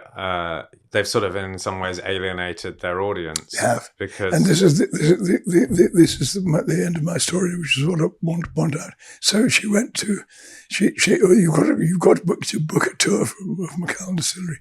You've got to go online. She tried a couple of times and couldn't get in, but they were staying in Clynelish, so she said, come on, we'll just go up to the distillery. I mean, they had been there the last time 30 years ago. They were passionate Macallan supporters. She had bought and introduced people to them. But when they were met at the door, did you book online? No, we couldn't. I couldn't get through. Well, you can't come in. And we said, well, these are important customers, potential customers. And they, well, no, you can't. And it's unbelievable. And so she said, I'm sorry, guys, we can't come in. So they went off to Clynelish Distillery, Billy Walker, who's a good friend of hers. And there was who owns the fucking place. Yeah. He gave them a tour. I bet. And a lovely chat. And they dropped £35,000. Really? At Clynelish. But Billy said to my friend, Macallan, I've got it entirely wrong. It's exactly what you say. With aiming at these high, the 0.1%. Yeah. They've lost their consumer base. They've forgotten that whiskey is for drinking and enjoying. And whatever you do, if you luck out with very old bottlings and so on, that's cream on the cake. But you've got to retain your consumer base with quality and price. And in his view, and I think in my view, they've lost that. It's terribly sad because I'm a great fan of Macallan, or was great fan. It was one of the earliest whiskies that I became, malt whiskies that I became, deeply acquainted with because of my cousin Robin, who worked for the company. Do you think they're going to serve as a cautionary tale, or do you think they're going to be more of a model for other distilleries moving in the same direction? Do you think the move in that direction is inevitable? Because, by the way, of course, the market has dropped a little bit for high value whiskey. It has, which is probably a good thing. But do you think the rest of the industry at the high level, Beaumonts of this world, run the risk of going down that same pathway? That's an interesting question. I mean, you're absolutely right. I mean, the price achieved is all to do with the global economy and specifically countries. Look at China. China will recover, but at the moment, those with money, obviously, even the super billionaires are hiding. Because the Chinese government has been imprisoning some randomly for tax evasion or whatever. People just vanish occasionally, don't But they? exactly. Yeah. But a lot of the customers for these very, very highly priced whiskies, well, they were investors really, but some of them were collectors as well. I've met many of them actually, and they're very decent people and so on. But they collect paintings and whatever. But they also have a very great fondness for Scotch. But they're all hiding. I mean, it's not they're losing money, but they don't know what's. Look what's happening in America. Nobody knows which way it's going to go. No. And but they're keeping their money in close to the chests. They're not. So those whiskey companies that want to pursue the Diageo the Macallan tactic of aiming high, well, sure. But it's very risky, and in the middle range, those whiskies that are well priced, i.e., lowly priced, well priced, are doing very well. So consumers and indeed collectors are trading down. But they're still. I mean, consumption has gone down, and that's a real worry. How far down it'll go. But it doesn't help if the prices continue to rise. And we might talk about new distilleries in this regard, because they are almost necessarily obliged, because they've got they don't have the capacity, Well, new distilleries, it feels like they have to trade off their newness. This is new, it's novel, you've not seen this before. But of course they have this dilemma of our whiskey's not very old, it might be under mature, or more often than not, it is under mature. So then it has to be marketed as sort of like, here's an experiment, kind of share this moment with us, this development phase, get on board with what we're doing. We're not going to acknowledge that it's not ready yet, but we're going to use language that suggests that this is a work in progress. All of it understandable. I mean, you've got to make money if you've got a new distillery. It's horrendous, right? As a business proposition, it's ridiculous, quite frankly, starting up a malt distillery. So what's the best? What do you think is the best practice? What's the best way of going about doing this in a sort of way that's considerate to your customers, that's not, in some way going to denigrate your future propositions? Most of the new distilleries, not only here in Scotland but also in England, are driven by passion, and the new boys and girls on the block, they're looking. They have this passion for whiskey. Now, a lot of them are exploring flavour. They would all claim to be flavour driven. Yeah. With good reason. I'll come back to that. So they're looking at, the old ways of making whiskey. They're looking at barley varieties. They're looking at longer fermentations. They're looking at, even some of them are buying, floor malted barley. They're looking at some of them installing worm tubs. All these little things that were used before the boom of the 1970s. And there's no doubt, that if you take, sorry, it's an aside, but if you taste whiskies made before the changes, the modernisation of this, as I'm talking about malt whiskey and blends actually, before the modernisation in the 1970s mainly, they're different. And, dare I say it, in blind tastings, better. And it's an old thing to say, but anyway, so they're going back. But what they're trying to do is to differentiate themselves from each other. and from established brands.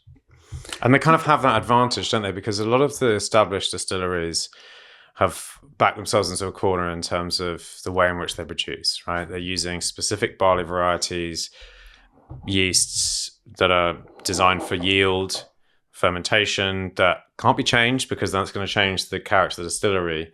And so the thing that these new distilleries have, the massive advantage they have, is their dynamic sort of a dynamism. That's the word, isn't it? Well. But who is the customer for the established distilleries? Well, it's blends. Blends. And so they don't want their They don't want anything changed. They need consistency. They want consistency. Yeah. And consistency has been since the 1890s has been the watchword of, any distillery, because their key customer is the blender. And still today, rather than the consumer, they're driven by what the blender wants, it expects from that distillery. And if they err from that, they get their ass kicked. Yeah. I've said it before, but Diageo with their 28 distilleries now, they all have to send up samples to Elgin with white spirit, To ensure consistency, Yep. this is going in the right direction. Yep. We can expect to have the right thing in 5 to 10 to 15 years' Exactly. time. Yeah. And they go up blind and they with barcodes on the glass, and the assessors, who are chemists, or they may be drivers, or maybe gardeners, cooks, doesn't matter. They're very rigorously trained and assess themselves, and then continually assessed. It's quite remarkable. Anyway, they feed this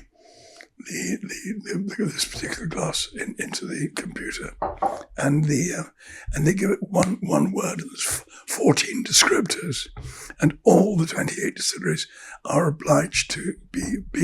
Mortlake is meaty, let's say. Linkwood is grassy or green or whatever. You've got things like malty. That's it doesn't matter, but very, very simple descriptors. Waxy, only one. Clynelish. There can be only one. And if the spirit is not on spirit character, as they call it, the distillery manager gets a call. Yeah. And his job depends on yield of alcohol and spirit character. Efficiency and true to type. Exactly. Yeah. Exactly. So going back to new distilleries. Now, as you say, they don't have this constraint, and nor would they want, because they want to be able to explore flavor. Unfortunately, in almost every case, the new barley variety is costly. Let alone Mm-hmm. buying malted barley from floor maltings order. Yes. Every element of the production Costs more. costs. Because they don't have the efficiencies of scale built in Exactly. either. Yeah. Exactly. And so on the one hand, they're exploring flavour, and some of them are coming up with some wonderful new flavours, if you like, or characters, very characterful spirit at a very young age. If it's in good Ardnamurchan, for example, Yeah, man, fantastic. Rase, Yeah. Nc'nean. Yeah. I I tried a white pork cast Nc'nean the other day, and it was phenomenally good. And so- I would imagine, 6 years old, something like that. Yeah. But they're highly priced. Well, not Ardnamurchan, as a matter of fact, but most of them. When I won't go into Ardnamurchan because I'm very fond of it, but most of them, not having economies of scale, really they're saying, "Hey, look, Harris, wonderful, really, really, and beautifully packaging." Yeah, and so on. yeah.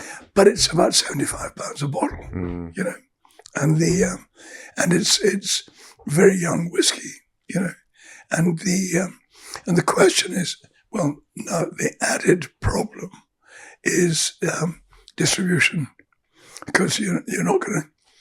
I mean, the finding good distributors is extremely difficult, and the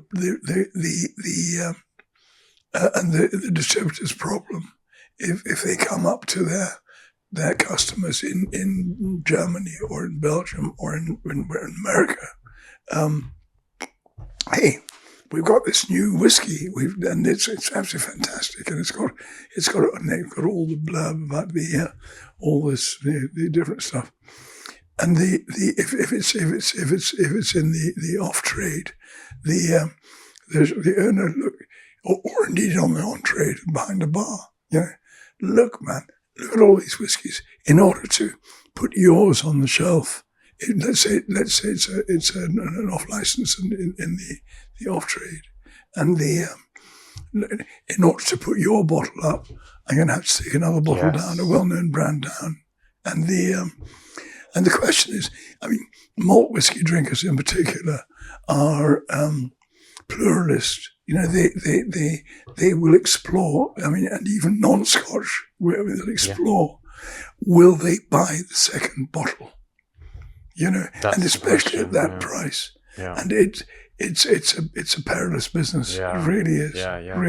Yeah. You invest all this money into your distillery and production, and then you wait while it sits in casks. And then what happens? Do you sell one bottle to that consumer or that bar, or do you suddenly, you're selling 10 a week? You just don't know. And I guess on the upside, social media plays a huge role now in amongst consumers, geeks, if you like. And the geeks and non-geeks, I would say, depending on the brand and the distillery. Well, I say geeks because those who will follow websites and so on, but they are very largely guided by people who are appearing on these sites, or talking on these sites, and they trust. Well, they quickly learn who to trust and who they think is a bit doubtful. But that is much more effective advertising overall, but particularly for these newcomers. Yeah. So hopefully that will work in their favour. But at the end of the day, and hopefully it does, because flavour is what it's about really, rather than investment value. And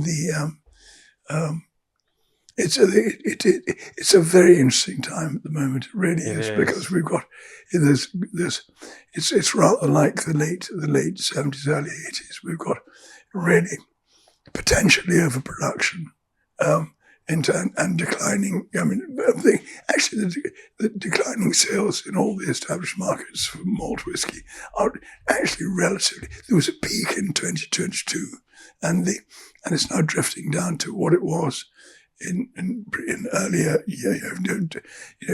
21, 22, or whatever.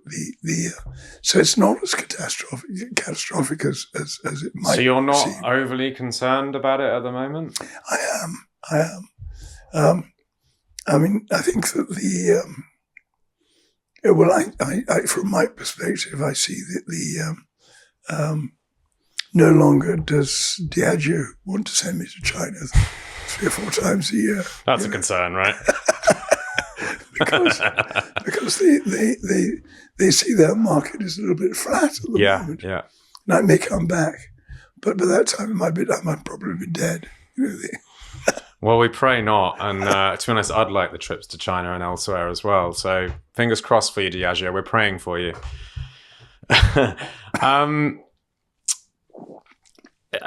We've touched upon the sort of luxury commoditization of whiskey. Yeah. I guess one of the other kind of radical changes that's happened in the last 10 or 15 years is this shift towards targeting new demographics, sort of democratization, if you like. Now, as someone who sort of in some ways sort of quintessential of the traditional Scotch whisky drinker. You have the tweed jacket, you live in Edinburgh, you've written extensively about Scottish culture. You're literally wearing a tweed jacket. Written extensively about Scottish culture, and you are, attuned with the history of it all. How do you feel about that? Because obviously it's great to get new people drinking whiskey. Everyone can agree upon that. It's fantastic to get, to women drinking it, younger people drinking it, exploring those sort of avenues. But do you feel in any way sort of lambasted or kind of used as a heel in this sort of new approach towards selling whiskey? No, not at all. But it's very much market for market. It's like, on the one hand, it's like some years ago, the ghastly Scottish government wanted to modernise the image of Scotland, and by getting rid of all the tartan and bagpipes and stuff. But any other small country in the world would give their eye teeth to have these recognisable things, and whiskey is one of the iconic images for Scotland. Now, how do you attract a new market? Well, one of the things that the industry has always been criticised, certainly since the late 70s, early 80s, when it was falling off, is the failure to recruit younger drinkers. But you see, in truth, whiskey it's an acquired taste. It's not like vodka, which just takes the taste of whatever you put into it, or white rum, rum and coke, whatever. It's not easily accessible to younger drinkers, but if they do, when I came back here this morning, the taxi driver turned out to be a very enthusiastic whiskey man, but he only came to it, and he was probably a man, I would guess, in his 50s. But he only came to it about 20 years ago, when his dad was a great whiskey drinker, and that very often was an off-putting to that generation of sort of youth in you don't want to do what your parents did. Exactly. You do what your grandparents did. Exactly. Because there's a degree of separation. Exactly that. And and so when his dad died about 10 years ago, he said he didn't like whiskey, but his dad was a great, and would buy bottles and bottles and bottles of whiskey, and and he inherited such bottles. They were either half drunk. He wasn't a collector, but and he got a taste for whiskey, and then he discovered that many of his friends from school days order had also moved into that suddenly. So they started drinking whiskey themselves, because his dad was very keen. His wife was, in other words, the taxi driver's mum. He would buy him for Christmas, birthday, and Father's Day a bottle of whiskey, and interestingly enough, she used to buy him a bottle of malt whiskey, so he drank, and he was really exploring malt, loved it, but he always returned to famous grouse. And that's another aside. Most of my work is malt whiskey, as I've said, but when I just want to dram in the evening, it's a blended Scotch. Brand. Yeah. Table whiskey. Yeah, exactly. Yeah. I mean, anyway, so that is an aside. I've rather lost it now. Well, no, we were just talking about the younger generation, but I think your point really that you're making is that there's always new drinkers coming up. It's just how they get access to it, and it's inevitable in a way. Though it does, of course, flow with the ebbs and waves of the whiskey market. It's access. It's got to be available, and price. Yeah.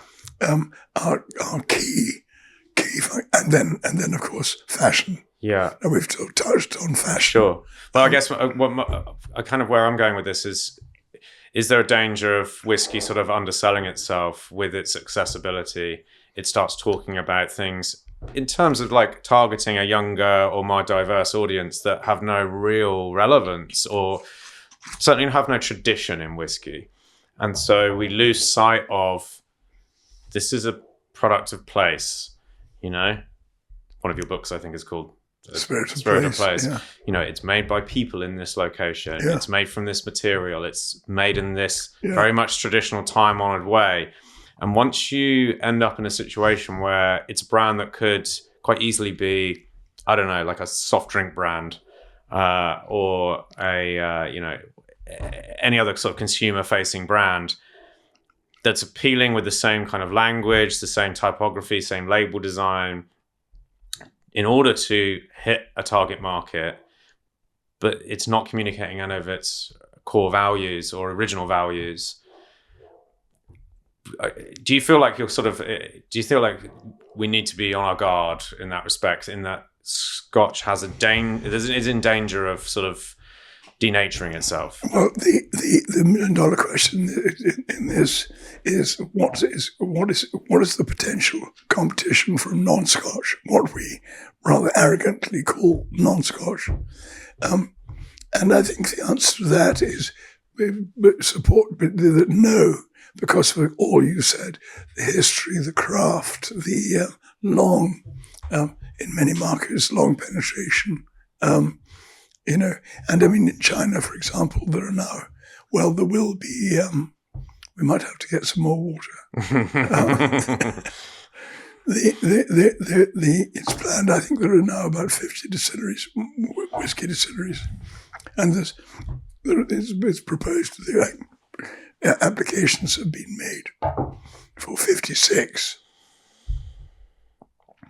So will Chinese whiskey be a real threat to Scotch? I mean, you've got to think that not before too long they were producing more whiskey than Scotland, right? Yeah, potentially, yeah. Given the potential size of the market. Look at India. Work on India and yeah, I mean, exactly.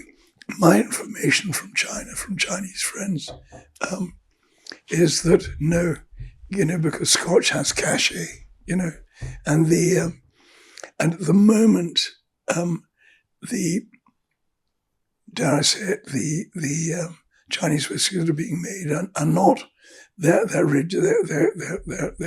working on price, but not on flavour. Mm-hmm. I mean the Scotch Whisky Association has been very supportive of Chinese distilling, and a lot of distillers, retired distillers from Scotland have advised, with the blessing of the SWA, Chinese distillers to make sure that the product is good. But it never will have the cachet and the. Do you think that's interesting with the SWA? So you think so obviously it's within their interests to ensure that China produce a whiskey of reasonable quality. Do you think that's because it's in danger potentially of tarnishing the name of whiskey in general if they don't? I think that's probably right. I hadn't thought about that, but I think that they are very keen to maintain the quality of the name, because these countries, a lot of them adopt the same rigorous definitions. Yeah. It tends to kind of carry through, doesn't Scotch. it? Yeah. I mean, because the argument it might be that they probably think of it that if you grow the category whiskey, everyone, a rising tide carries all boats, kind of thing. Exactly. Yeah, and then everything, Scotch is the ultimate. Yeah, whiskey. that's interesting though, because I think on the face of it, you think China poses a threat to the Scotch whisky industry because they import a lot of whiskey, especially high value whiskey. I mean, they're not the biggest market, but nevertheless, it's a lot of people, and they do import a lot of the luxury, high value brands. Yeah. So a burgeoning domestic market could be seen as a threat. But then, yes, it's interesting when you're forecasting this kind of thing. You look at it from the other side. It's like, well, actually, if they just start producing bad whiskey, that's bad for everyone. Yeah. I think that's the thinking. I think that is the thinking. But I mean, of course, the biggest market in the world is India. Yes. I mean, in terms of, just to return to China for a second, Chinese import tax is quite high, much higher than Taiwan, Hong Kong, or Macau import duties. And but notwithstanding, it's not anything like as high as India. Now, in terms of consumption, as you will know, by volume, 7 out of the top 10 brands of whiskey in the world are Indian whiskies. And some of them aren't actually whiskies by strict definition because they're made from molasses alcohol. Yeah, and by the way, I think that's changing. I had an Indian gentleman whose name escapes me on the podcast, but I will put a link to it, a few months ago. And we were talking a lot about the Indian whiskey market because, as you say, they're the biggest consumer of whiskey, regardless of what you define as whiskey, because a lot of it is made from molasses and therefore it's rum. Yeah. They're the biggest wholesale importer of Scotch whisky, the biggest export market for Scotch whisky, because a lot of it is being blended into Indian domestic whiskey. That's right. But what he was saying, which was really interesting, is that there seems to be a lot of consumer pressure for the cheap domestic Indian whiskies to be starting to be made from a grain-based mash bill. And so what that means is that these very sort of cheap domestic whiskies in India are rapidly moving away from molasses and towards cereals. Interesting. And so they're becoming legitimate whiskies. Well, if you look at the success of Paul John and Amrut and and I think that's helped. These sort of premium in single malts have kind of fostered a sort of consumer sentiment amongst what Indian whiskey can be, and then that sort of middle class has pushed up the lower class drinking culture. But it's the same with China or any other market. It depends upon disposable income, middle class disposable income, and because all the Indians would like to drink Scotch. Yeah. But the other funny thing is that a corollary of all this is a lot of fakes. A lot of fakes. Yeah. Some years ago, I did a tour in India for a brand called Black Dog, blended Scotch, made by White and Mackay Scotch. Okay. But it was the massive Vijay Mallya's big company. Oh yeah, Kingfisher and that's right. Yeah, and he had. And it was just after he'd launched Kingfisher beer, but he just started Kingfisher Airlines. Charlie, just move that way slightly. I don't want to. Oh, sorry. You to block this camera, but. And it was extraordinary. It was I think a 6-city tour. Flying first class on Kingfisher Airlines, brand new Kingfisher Airlines. That's right. That was the airline as well. I don't think does that airline still exist? No, I think it brought him down. Yeah. But then staying in the most fabulous hotels. I mean, it was unbelievable. That was the golden era. So I was going to ask you actually, and I think you've kind of alluded to the answers to this question already, actually. But let's ask it anyway. When do you think? If you had to put a date on it, and it could be a decade, but it'd be more interesting to hear a year even, when is the best time ever to have been a Scotch whisky drinker? And obviously, I think there's 3 factors we need to consider in this. One is price. One is range or availability. And then the other is quality. Right?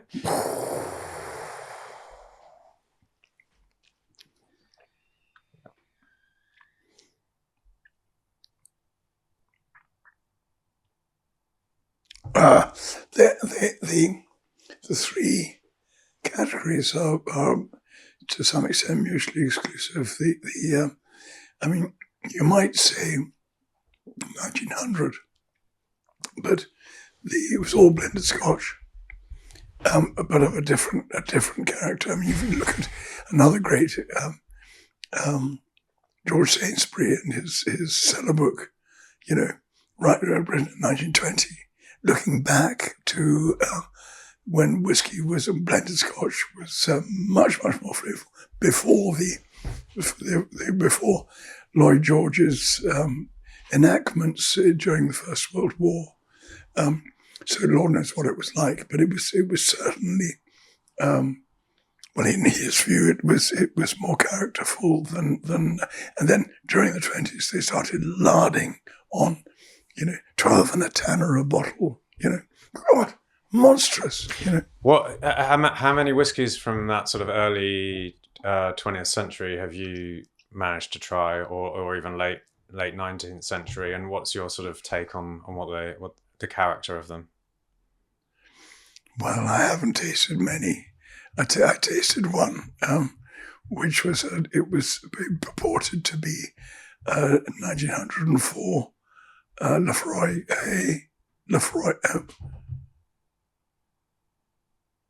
It was either Lefroy or Ardbeg, and the Rare Whiskey 101. They bought it from Sukinder, and Sukinder was very suspicious of it. So I gave it to them at a knockdown price, fairly high. But This is Sukinder, founder of Whiskey Exchange, for anyone who's not familiar with the name. Yeah, brilliant guy, absolutely brilliant. Anyway, and they wanted to use it as a test to show how conscientious they were about assessing the whiskies that they held or were buying. And they had, this had a question mark over it. Now, so this was all being filmed and so on, and I was there. And with David Robertson, yes, he was there, and Andy Simpson, the owners of Rare Whiskey 101 at that time. And so the bottle was presented when I handed it round, all being filmed, and we were looking at it. The label looked completely authentic. The bottle looked completely authentic, and then very carefully, Andy opened the driven cork, of course, in those days. Driven cork, yeah. It had been driven. Your stopper cork was only invented in 1913, so it was authentic in that. Before that, you had to drink it in a wanna. or in a decanter. Or in a decanter, yeah. But the old Scotch thing was throw the cork in the fire. Yeah, exactly. Yeah. Well, funny, that's a Colin Dunn story that I love so much. He was digging peat on Isla with I don't know who it would have been with, but one of the peat guys. Pinky. It wasn't with Pinky because it was pre-Diageo days, I think. I think really? It was back when he was.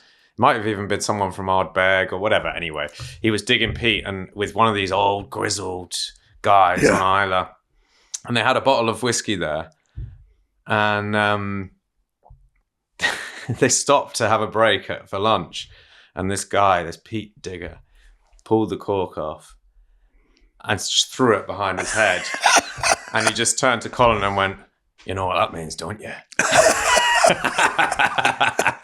I love Brilliant. That. It's so good. That's lovely. Yeah. But so around about that time, before they started to hike the prices in the 20s,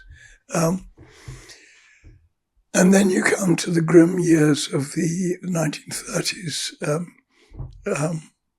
where I think that the industry was just soldiering on, and they wouldn't have changed. They wouldn't have changed during Prohibition 20s.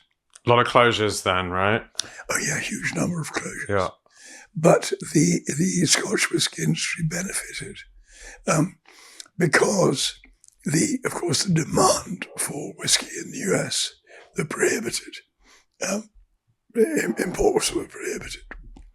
But the demand was still there, consumer demand. And it was getting through somehow. They got it through somehow. And how they did it was they exported to offline, to Canada, to the Bahamas, to Saint Pierre and Miquelon, to Mexico. And then you get smugglers that would take it through. Exactly. Yeah. And driven by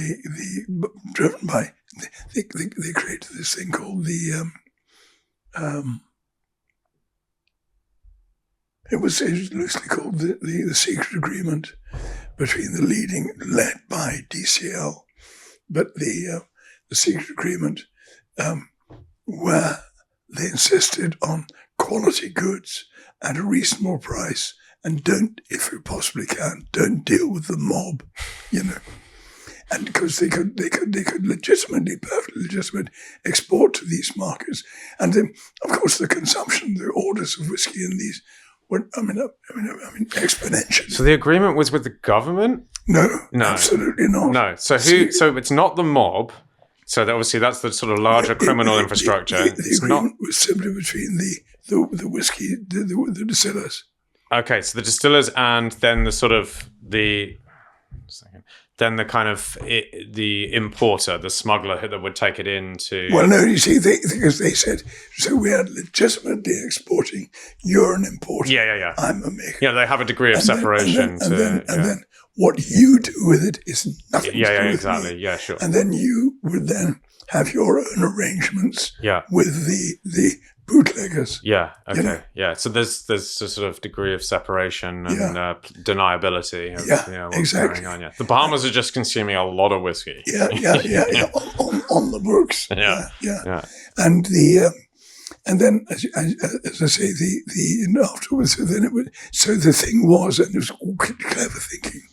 So they kept a good flow of Scotch, good quality Scotch, into the market during, because you remember the bootleg gin, and the bathtub gin, and the crude bourbon that was available was filthy. Hence cocktails, to disguise these rather low-class products. Yeah, sure. So, but because they knew that Prohibition couldn't go on forever. Yeah. And when in 1933, when it was repealed, Scotch was the taste of the advantage. Yeah. Well, they already, like you say, they had a taste for it, and then there was already, I guess it was new sort of import routes because it was legitimized. You didn't have to go through these sort of third parties. You can cut them out, but nevertheless, the precedent was already there, and the taste for it was already there. Yeah. And it did become a big thing, right? And fashion. Yeah, and fashion, yeah. Because it did become a big thing, right? I mean, Scotch highballs, post-Prohibition, pretty big in the US before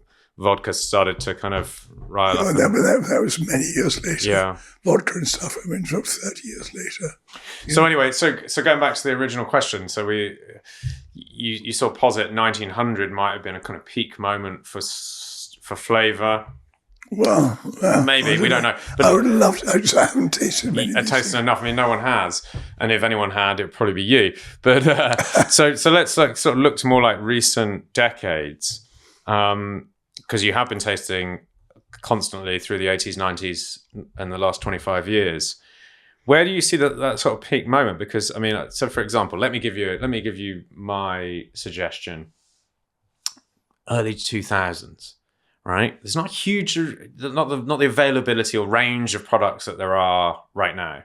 There's so many different products. It's impossible to taste everything. I know. Yeah, and I know. I bet you do. I bet you've tried. But it really is. The price was pretty good, right? We didn't get to insane levels. We could get great bottles, Distillers Edition Diageos for £40 a bottle or whatever it was, £30 a bottle. So quality, and I feel like quality was there. It might not have been as good as this sort of period of because some people pine over the 60s and 70s, like Bowmore 60s is sort of held in this high pedestal of regard, and then justifiably, exactly. So it wasn't maybe to that level, but nevertheless, the price and the availability was pretty good. So where do you sort of see it in your living history as to if you could go back to a time? Let's place it. Let's ask the question this way: if you can go back to a time and you had to live out the rest of your days in that one moment, limited budget, where would it be? When would it be? It's quite a different question. I know. Yeah, but I think early 90s. Early 90s, okay. Because I remember, for example, when I was a non-exec for Delphi Independent Bottler. Yeah. And I remember, in the office, which Ardnamurchan, of course, is. But Jamie Walker, who founded Delphi, and he had this wee office just up that lane there, and and he was offered 3 butts of Springbank, and they were 33 years old each. Now, so this was in 1992, and so look at that. And they were. We spent an entire afternoon, like we're doing now, but assessing, just nursing and tasting it, trying to think which one. He could only afford to buy one, and trying to find, and they were absolutely. It would be worth a fortune. Absolutely, an absolute fortune. Nowadays in Scotland, you'd sell your granny, and you take out a mortgage or whatever. I mean, you could buy a house with a 33-year-old butt of Springbank, I should think. Yeah.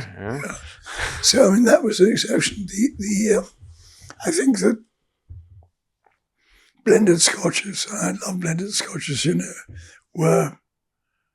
so actually, funnily enough, blended scotch was better in the 1970s because of the 1980s, because of this great stock, they were dumping apparently a lot of older whiskies into standard blends, and and that may have contributed to the. And the other funny thing is that the blenders loved Paxaret. Yes, this intensely sweet additive which gave colour, but was banned.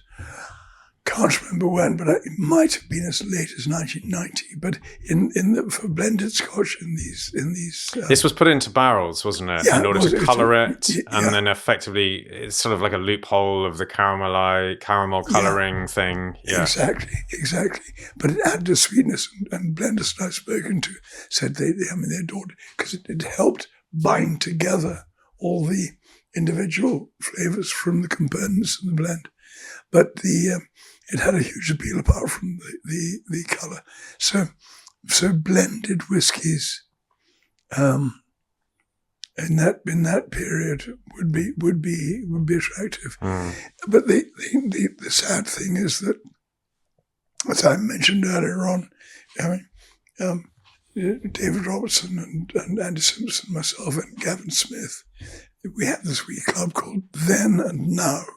And they would bring, we would have a session on, let's say, blended Scotch, or sherry Speyside, or Isla whiskies. Compare. And they would come. They would bring along,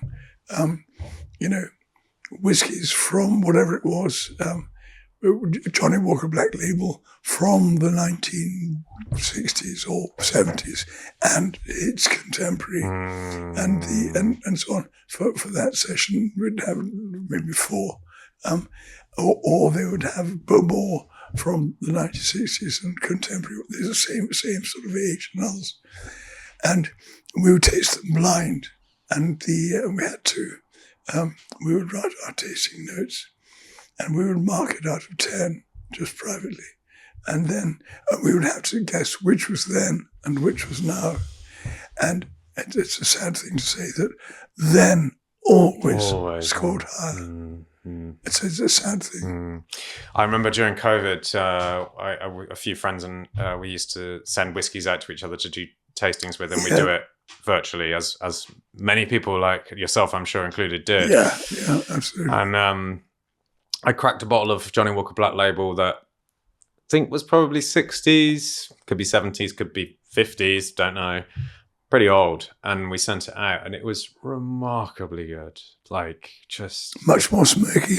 Smoky, and then it had this sort of dunnagey, aged, just like timely kind of thing to it, and which is rare to find in any whiskey, let alone a kind of, off-license blend that is ubiquitous. It's remarkable quality, and how interesting. It is. But how to replicate that? You see, and I mean, and that's why some of these new distilleries trying to replicate the way it was made in the old days. Well, good luck to them. Yeah. But it's so interesting because because of the industry's passion for consistency from the born in the 1880s, got consistent. You can't brand without a consistent product. Yes. And so all the changes in the 70s were all, they went to the huge lengths to make sure it didn't affect or they say so, it didn't affect the quality of the new mixed spirit. And they didn't really understand about wood in those days. But it was all driven by accountants and demand, because they had to up production, and I mean, I'm afraid a lot of it, but you can't go back there. You can't. Well, I mean, some of them are gloriously trying to, but it's well, I wish them luck. But in terms of blends, because that's another thing I wanted to talk about, because or maybe I have already, but the new boys, because the whole of the industry since the 1880s, certainly since the 1890s, has been built on reciprocation. So you've got a distillery and a brand and a blend. I need some of your whiskey for my blend, and vice versa. And so we strike a deal, and both of our production for the year will depend upon what's called filling orders, and the small amount that we would sell as single malt is irrelevant, really. The whole now, and this is still the same today. And for most distilleries, most of the big established distilleries, but it's not available. Reciprocation is not available, or very rarely available for the new ones. Yeah. So they've got to, it's reinventing. You're coming into a sort of balanced system that already works and has its economies. Exactly. And you are the new player. Yeah. And you're not playing by those rules, really, because you don't have the volume, you don't have the experience. Exactly. You don't have the assurance of quality, and you don't have the money either. So. No, that's a good way of putting it. And so it makes it extremely difficult for them. Now, Ardnamurchan, which I know very well at Adelphi, they for example, and I mean there are some that have their routes to market and so on, and playing the blending game. But Ardnamurchan, with the independent bottling, the Adelphi side, they go to it, and they're very well known, very well regarded within the industry. Yeah, amazing. Yeah. So they can go to malt whiskey distillers and say, look, we can reciprocate, we can swap 3 casks of Ardnamurchan new spirit for a couple of casks of your mature whiskey. Yeah. Which can be bottled up by Adelphi, and but it has to be high quality. Yeah. And so there is trading that can be done. Exactly. To sort of support your distillery. And I honestly don't know, Tristan, what the how much of that trading, but a lot of these. It strikes me that a lot of the new guys, they're starry-eyed and they don't really understand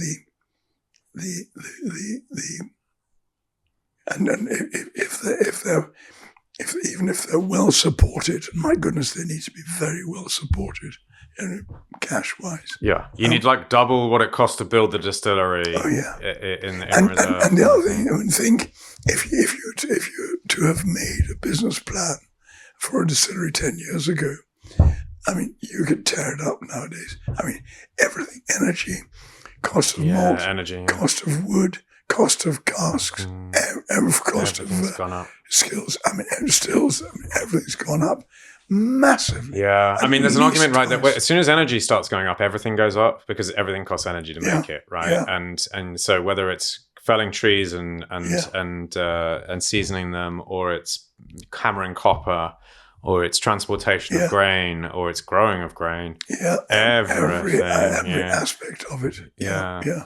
So it's tricky. I mean, all credit to anyone who's willing to put themselves on the line and do that, and anyone who's willing to invest in it as well, because we need it. And I do feel like, and I expect you probably agree, like it has been the younger distilleries, and not necessarily in the UK, but in the US and elsewhere, that I think have probably triggered some of the older distilleries to be a little bit more innovative and start challenging themselves and putting out new releases. And we've already talked about our shared, to some extent, dislike for cask finishing, but outside of that, older distilleries who are willing to try new things, whether it is a full-term sherry maturation, or introducing another yeast, or releasing something just from one set of stills rather than the other set, or the complete set, or single cask releases.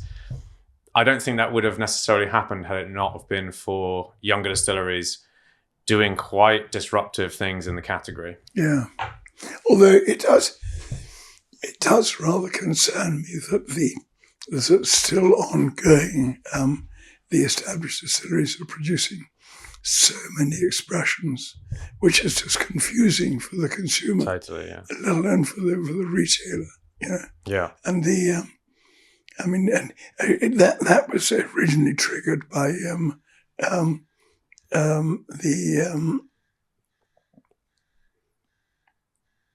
duty-free sales. Oh yeah, because the duty-free people, they want a different place. It still proliferates. Oh, and I don't know why they bother with it. It's so crazy, isn't it? It's this weird shop window of, and again, it goes back to the luxury stuff that we talked about, that so many distilleries have fallen victim to, and it's normally trash. Yeah, and if it isn't trash, it's hugely overpriced. I'm afraid.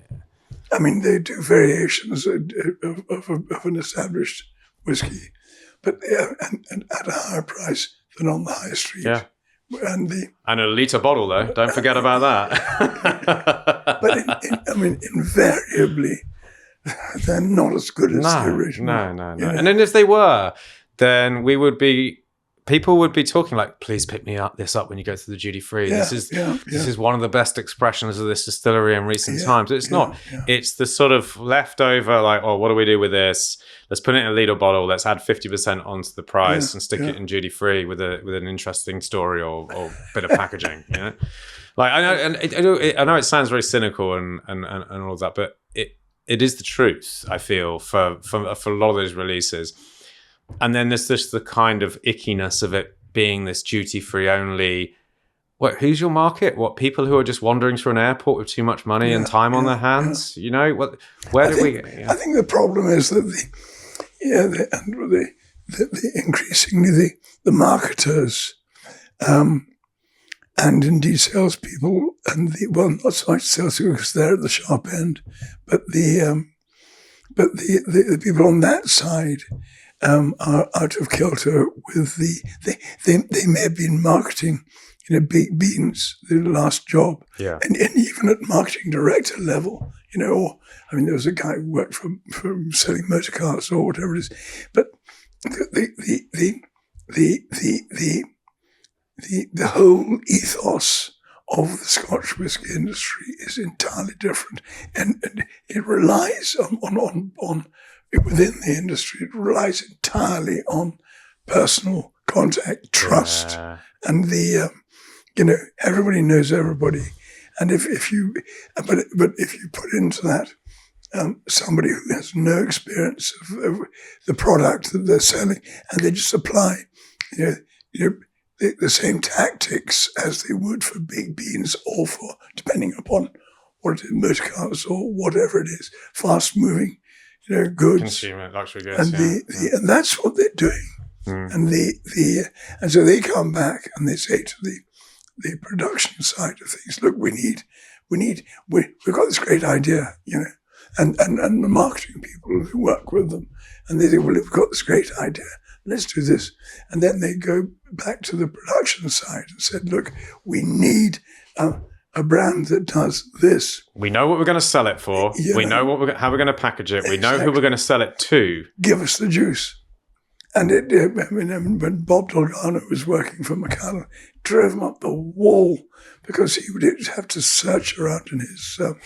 Macallan still has, I assume, a very substantial archive, but then it has been under a certain price. It drove him mad,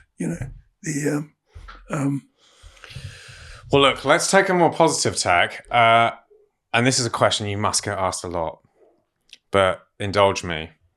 What are some of the best or most memorable whiskies you've ever tasted in your life? When you look back and think about the ones where you're like, holy shit, which ones stand out as just incredible, life-changing, epiphany-level whiskies? Right, any other dram? I think we're pretty much out of the. We're out of those two. Right, we're taking a pause. Let's get some more. Do you always dilute down to like sort of 30%? When I'm just drinking. When you've had a few, yeah. I mean, when I'm tasting, then I use the pipette, and it's good for nosing as well. Is a lot of dilution, I feel. Yeah. I always recommend dilution. Yeah, but it's just a question of how much. Yeah, sure. So most memorable drams of all time. I know it's tough. I mean, I always find that, just to give you a little bit more time to think about it, I always find that the ones that I remember the most are not necessarily objectively the best, but it was the company and the place, the experience of it. Exactly. So what stands out for you? Well, I'm often asked this question. I bet you are, yeah. And but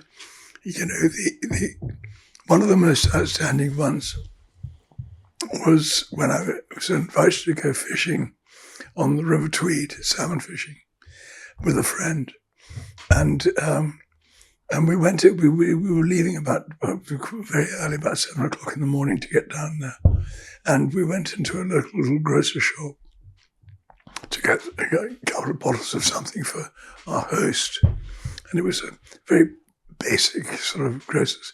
And my friend bought a bottle of gin, and I bought a bottle of whiskey.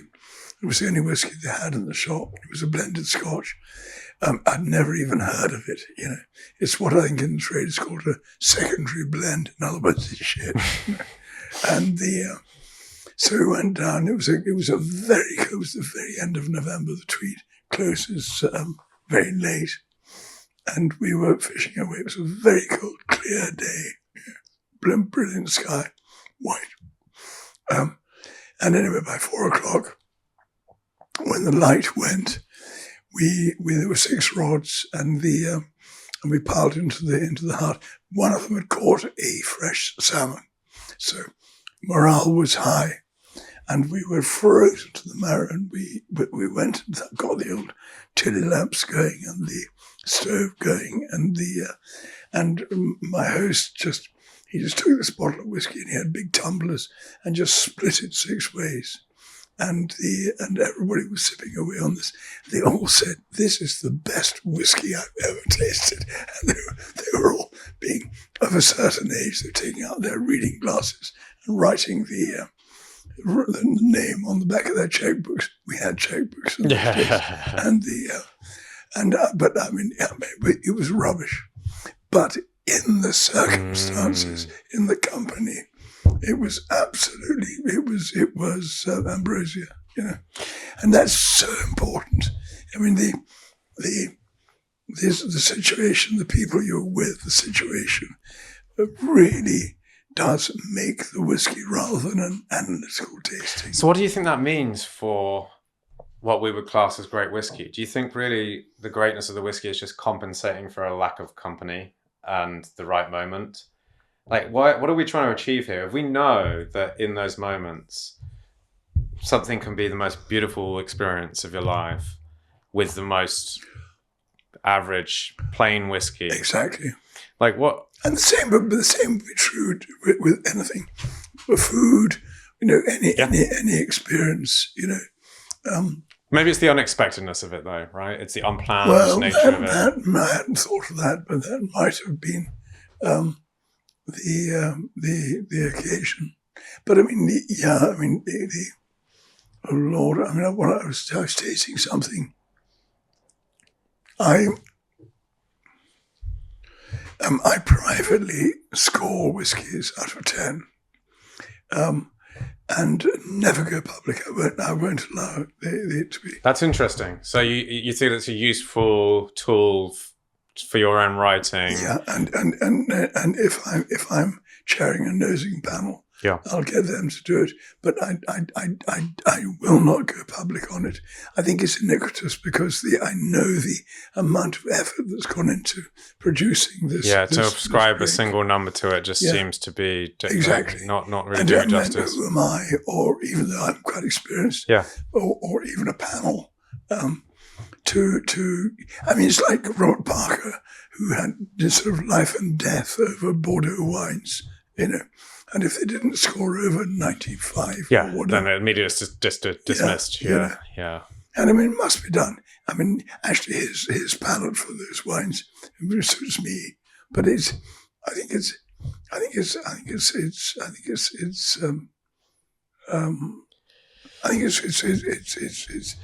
wrong. Well, it turns it into a sort of binary mathematical equation. Well, it does. Rather than the romance that you, more than anyone, know is there within whiskey. It's the language, it's the evocative appeal of it. Well, you see, I'd rather, and through the language, you try and make it. I'm trying to make it as accurate as I can. Yeah. Objective and subjective to go right back, but without telling fibs and without puffing. I mean, obviously I'm paid to write these tasting notes, but I'm not paid to puff it if I don't use my own words. Obviously I'd be respectful to the brand, but But as I said earlier, I think I'll be icily objective if I don't really like the whiskey. As you should.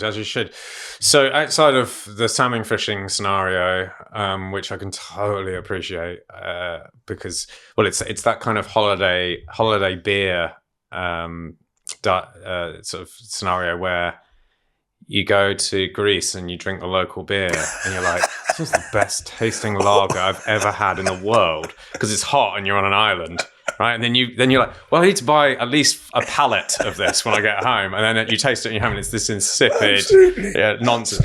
So and that may be what happened with the salmon fishing. Not to take anything away from that scenario because I would love to have been there. So outside of that, going in a sort of more, I guess, objective viewpoint, are there whiskies you've tried and you've gone, whoa, this is like if God had designed a dram, then this would be the perfect, exemplar of what whiskey could be. I'll tell you another quick story before I answer that question. Okay. Once some years ago, I was flying South Africa, and the flight was delayed at Heathrow for 6 hours or something like that. So I phoned Sukinder, whose offices were not far from. They're out in Park Royal direction. And said, look, what about some supper? It was about 6 o'clock in the evening. He said, splendid. I'll send the car. Get off. It's about 3 stops on the tube. Get off, and we'll go and have some supper. Well, I tell you what, we never had any supper. But we were in his office at Rauch, was working away, and it was right into the evening. And he started to produce whiskies, amazing whiskies, And then we got on to the topic of the scores and the perfect whiskey. And I said, well, 10 is only found in heaven, but and it drifts down from there, And he said, I think I might be able to show you a 10. And he went off and he pulled out a bottle of Springbank, 10 years old, 40% alcohol, screw cap. Wow. And, but distilled in 1960. Really? And it was They put screw caps on it in 1960. Yeah. Or 1970, I guess. But yeah. If it's 10 years old, I guess. Whatever. Bottling. Yeah. But it was. Wow. And that was. At least a 9.5. Practically heavenly. I had one. Divine. Very recently. I mean, as you know, I look at numerous whiskey, hundreds and hundreds of whiskies, and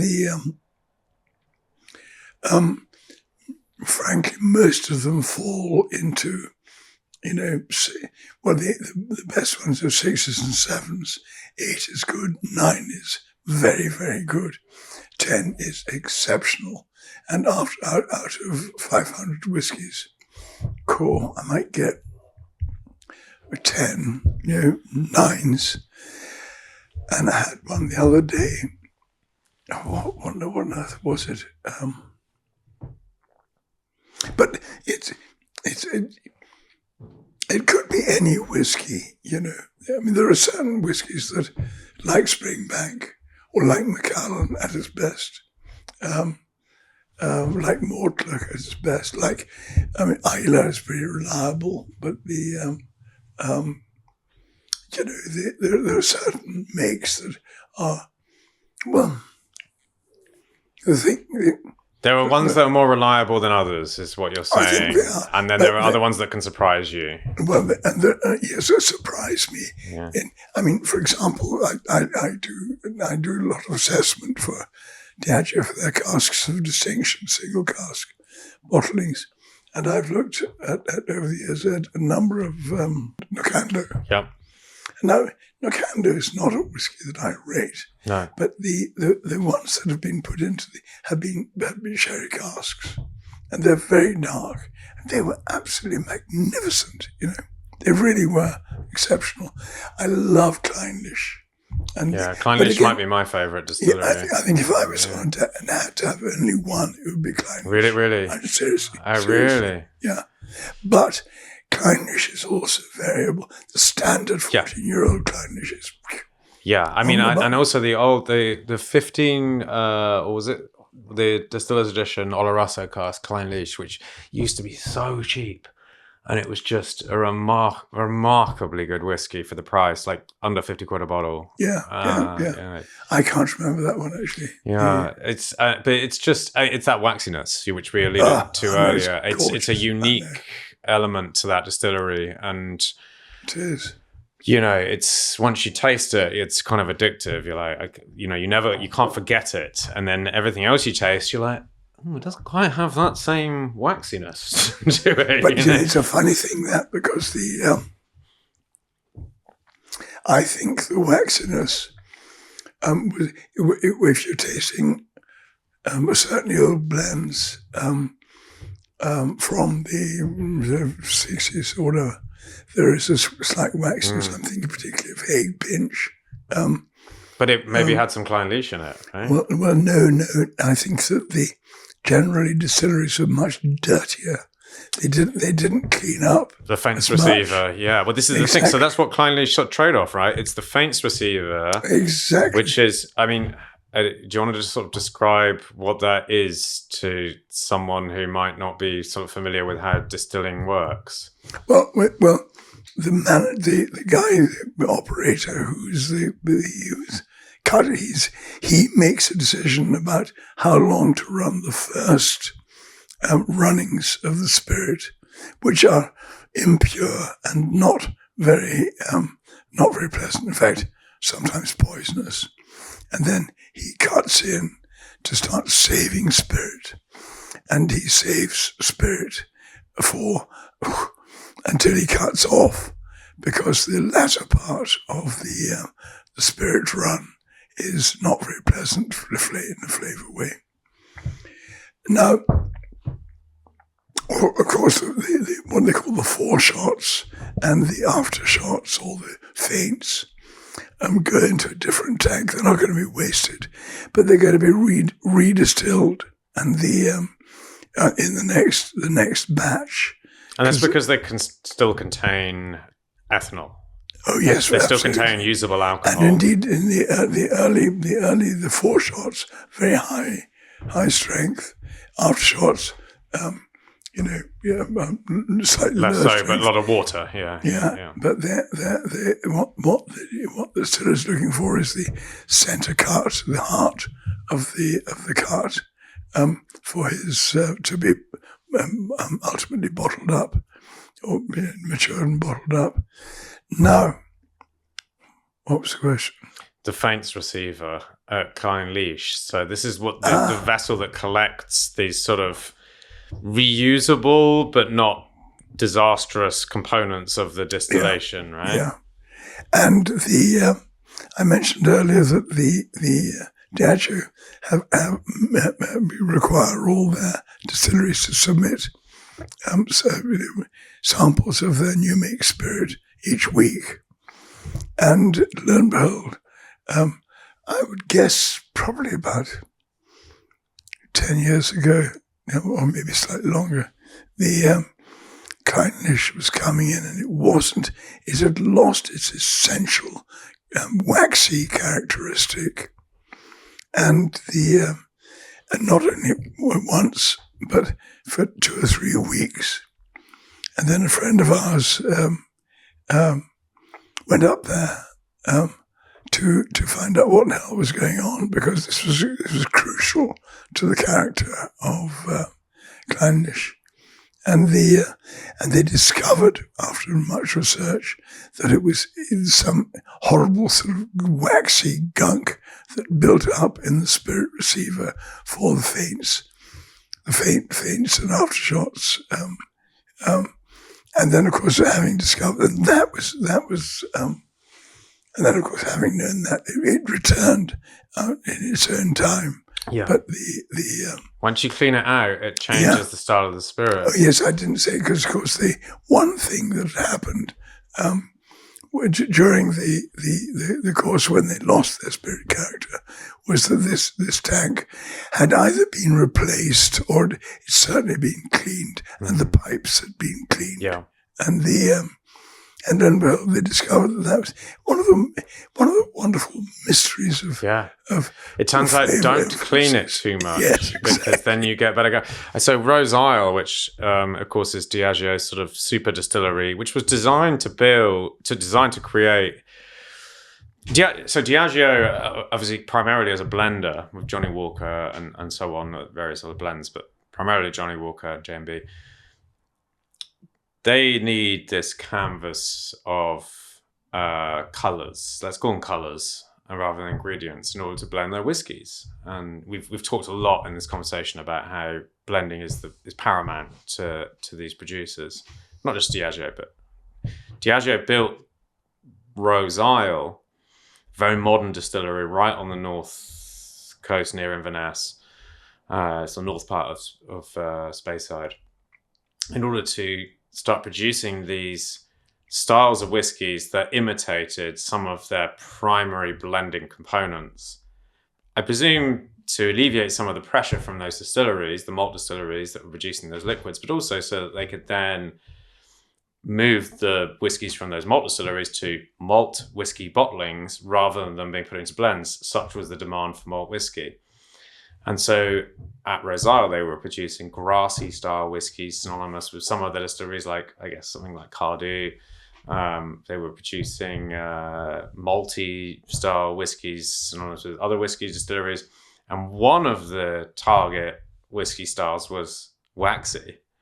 And I don't know how it's changed at Rose Isle. I've not been there for a while, but I did visit shortly after they'd opened. I don't know if you've been back there. But do you remember that they had an alternative line arm? Yeah. They could move things around, reconfigure. They could move the line arm from a standard condenser to the copper to the worm tub style. With a lot of stainless steel. A lot less copper contact. And then I think they were doing different mashing protocols and different fermentation protocols with, all the different elements that sort of play into, like, does this whiskey taste grassy? Does this whiskey taste malty? Does it taste fruity? Whatever. And but the waxy they couldn't get. And I don't know if they ever got there, but the thing about waxy, as we've I think probably nailed this point, is it's dirty effectively. Like it requires a bit of dirt. But it's great, and it is great. Yeah, I must say, for the only other place I found the sort of Clynelish waxiness is Aberfeldy 21, and I would recommend that most highly. There you go, Aberfeldy 21. Okay, right. I have a couple more questions for you. Well, I say a couple. Mercy.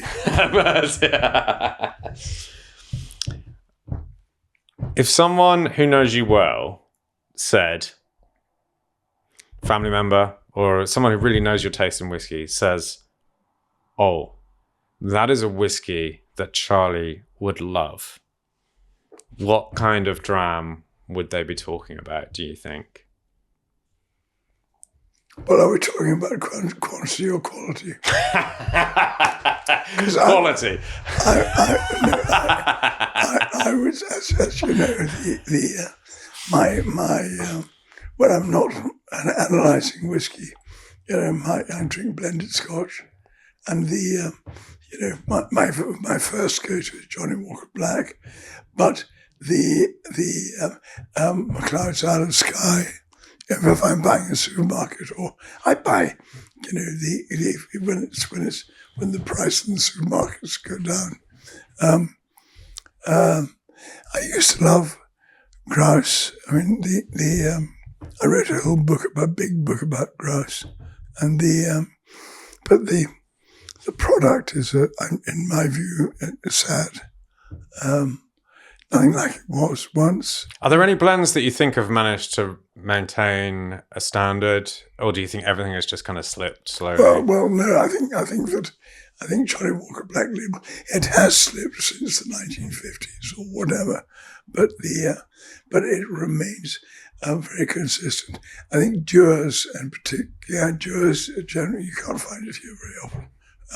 The same, but and I think that the MacLean's Isle of Skye, that's another of my supermarket brand. Let's talk about your charity work. I think it's a great way to finish up. The MacLean Foundation, and I'd love you to talk a little bit about your family and what your sons are up to, because as a fellow, well, it might be a bit much to say I'm a fellow endurance athlete, because what they're up to is insane. But still. Yeah, but and I like a good run, but what they're doing is nuts. So, I mean, I want to finish up talking about legacy in general, but I think this is a good place to start. So, MacLean Foundation. I have 3 boys. They're aged, I can't even remember what their ages are, but they're in their 20s and early 30s. And they, for some reason, opted to row the Atlantic on a thing called the Atlantic Challenge, which was sponsored by Diageo, although the sponsorship was invisible. I mean, they didn't even get any coverage. I mean, it was ridiculous. But anyway, it's an annual event, the Atlantic Challenge. And so they set off, and they had no experience of rowing. They were very good friends. I mean, they have a croft up in Assynt, way up in the northwest of Scotland, and the experience of lobster pots and fishing and what have you, but no rowing, just sort of outboard engines that break down and having to row back, Anyway, that's the experience of recovering an outboard engine that's broken down. Yeah. Anyway, so that was in late 2020, and they set off on this, and actually they broke 3 world records. One for the speed of the passage, 2 for the 3 brothers, and 3 for the age. And the speed of the passage was from where to where? It was from the Canary Islands to Antigua. So it's a proper Atlantic crossing. Yeah, straightforward Atlantic crossing. So it was 35 days, and they I think the previous for a threesome had been about 38 days or something. And is that contingent on the type of craft as well? No, they're all got the same. So it's nowadays. a self-powered road thing. Yeah, and I mean they're all ocean rowing boats. And they're very basic. Anyway, the first extraordinary thing was that they continued. They were always very good friends, and they remained so.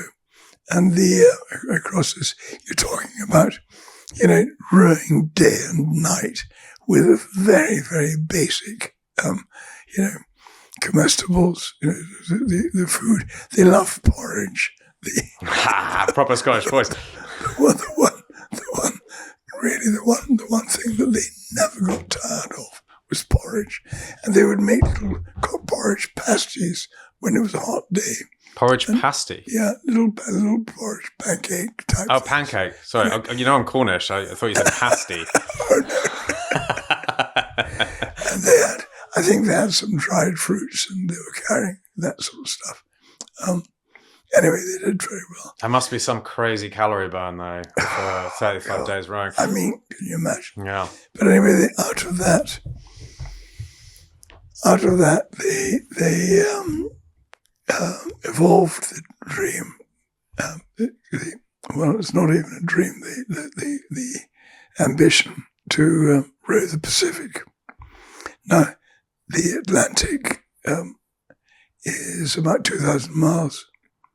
The Pacific is 9,000 miles, and they're about to embark on that. They're currently in Lima, Peru. And they all set off their boat, which they built themselves, or rather helped design. It was built in the Netherlands, actually, and it's made from carbon fibre, very, very light and very, very strong.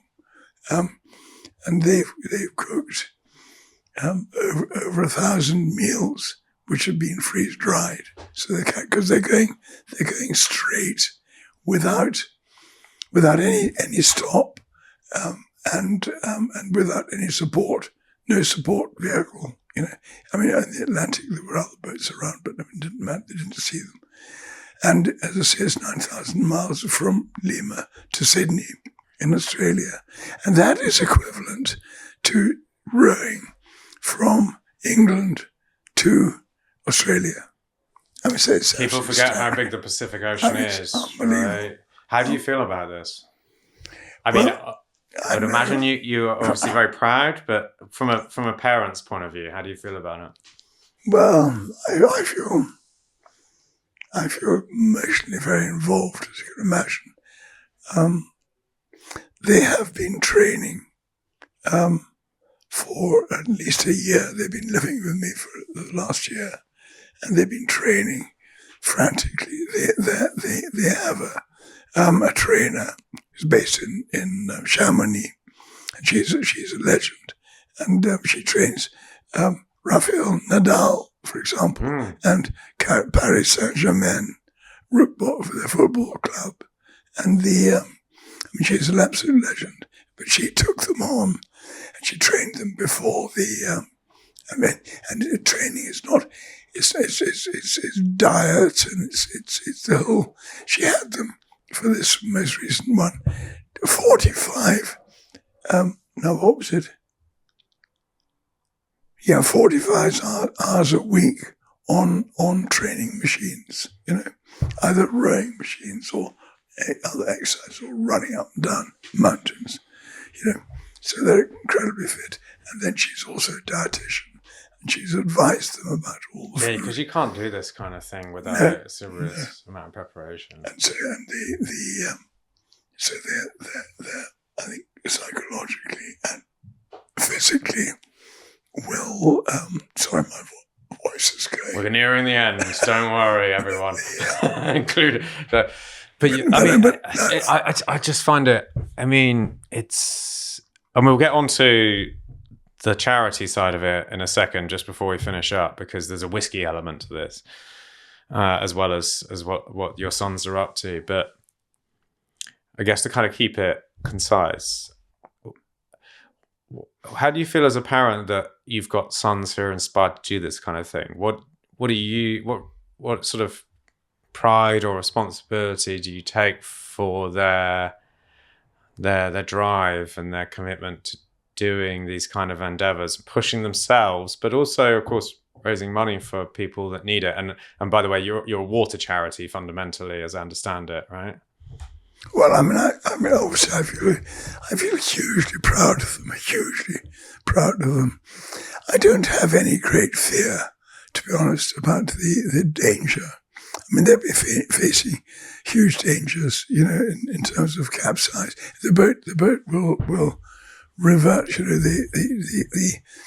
but I don't have any concern about that. And as for, you know, when they make up their minds, there's nothing I could say. I mean, I was faced with a fait accompli. Yeah, but you're partly responsible for that. Their determination, their resolution. You have to play some part, either that or your wife, or something to do with their upbringing. Are you proud of that, or is it? That's I never even thought of that. I've never made a decision in my life. Something you've done, or you have done as a family, right, has conditioned them to be this way, which is fun. It's amazing. The only thing, actually, that the only thing that I didn't even decide upon, but was resolved, was to work for myself. Yeah. And the boys, you know, I don't like being told what to do. And the boys are the same. Yes. And I mean, Ewan, who worked for Dyson for 11 years and did extraordinarily well.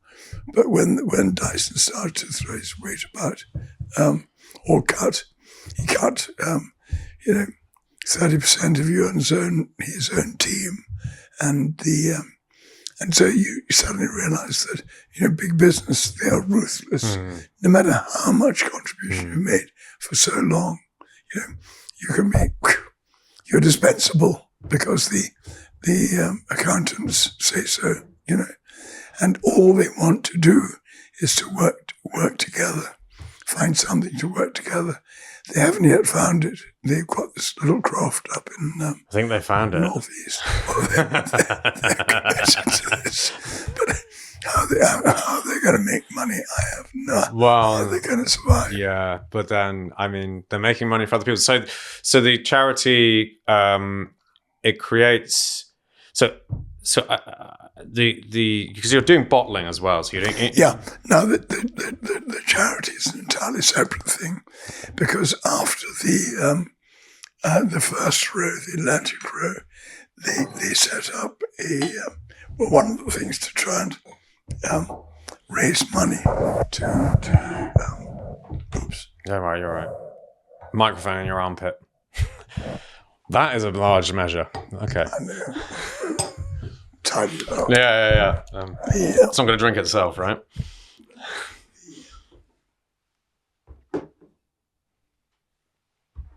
Right, I got it.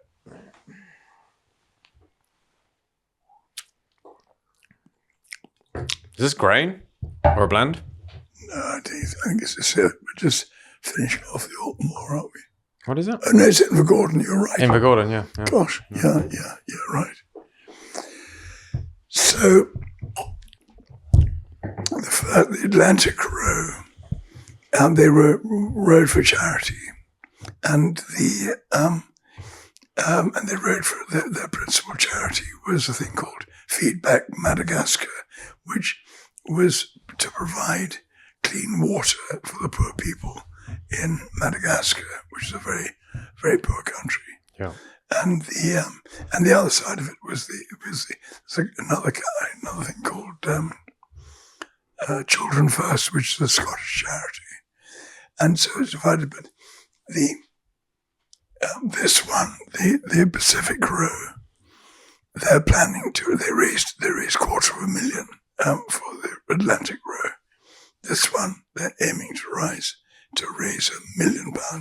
Wow. and for water-related charities. I think principally Feedback Madagascar, because that's one they know well. Yeah. But they set up a thing called the MacLean Foundation, which is a charity with these, so they're not constrained to just to help Madagascar, but anywhere else, clean water projects. And in the lead up to the Atlantic Row, I got in touch with all the distilleries on the west coast of Scotland and asked for their support.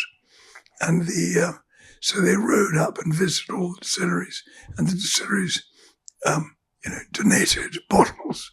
Some of them, 3 cases of Lagavulin 16, for example.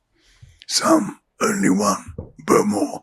I think they misunderstood it, but generally speaking, I had about 400 bottles to deal with, and then I with the help of Richard Patterson from Macallan and others, we blended that into two sort of branded blends, which were called because they pretended that it was a pillage. They'd stolen the whiskey.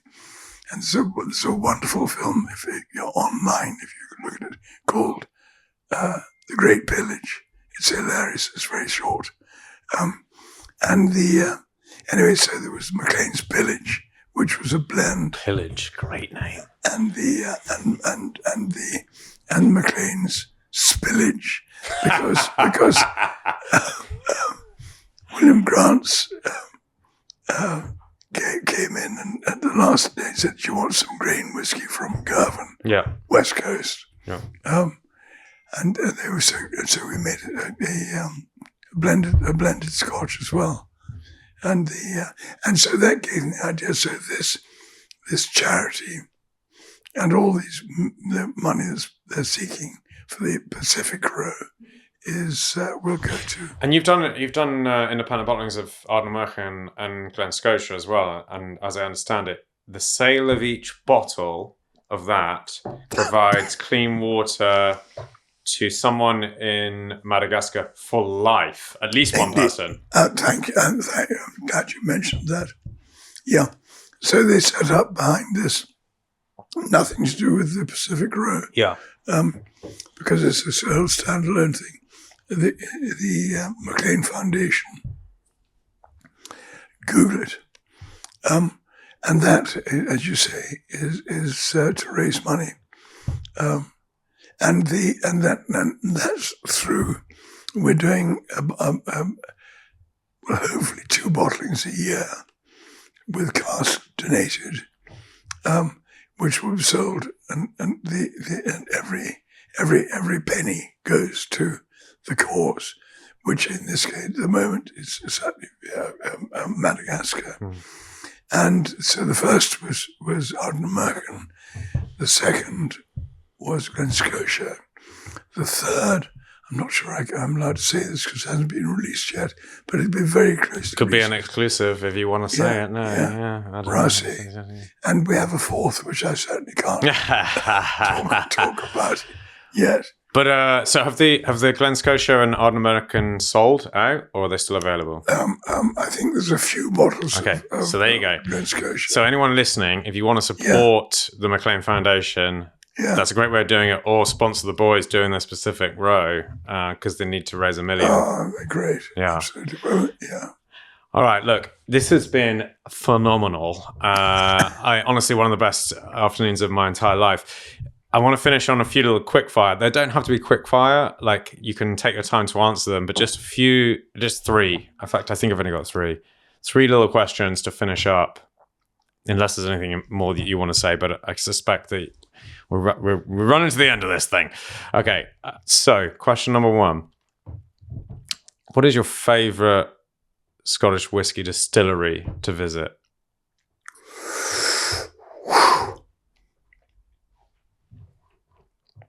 To visit. So it doesn't have to be your favourite whiskey, of course. I have long affections for Lochnagar because I've done so much work there. I have long beautiful. affections for Ardnamurchan because I've been associated with it. I think that where else would I say? I'd leave it at those two. That's good. I've not been to Ardnamurchan, but Lochnagar, it's so small and quaint, and it feels sort of. It feels like it typifies the sort of quintessential Scottish distillery, you know, and being so near Balmoral and everything. Yeah. Yeah. But I mean, I spent days and days and days there, and I've had such good times there. Yeah. So that would be my. Yeah, it's funny. I think many years ago, when I was touring distilleries, someone said to me, I think Charles MacLean's favourite distillery to visit is Royal Lochnagar. Oh, really? Yeah, you should go there. Apparently it's great. And so maybe you've been consistent with that. Yeah. Favourite place to drink a dram? And it could be here. Of course moments create the sort of favourite place, but is there a hill or a castle or a certain location where you enjoy doing, or by a loch? Well, I'm a very keen sailor on the west coast of Scotland, and I sail. I have usually 2 cruises a year. One with my boys and their scaly friends and their bagpipes and their guitars and all that sort of stuff. And one with old whiskey friends, always on the same yacht, Grampus. And my favourite drinking experiences is on Grampus off the west coast of Scotland, you know. Wow. Yeah. Both of those trips, whether with your boys or with your friends, sound pretty cool. Like, that sounds amazing. Yeah. Finally, we got there in the end. If you could sit down with one person from history and share a dram, who would it be? And what dram would it be?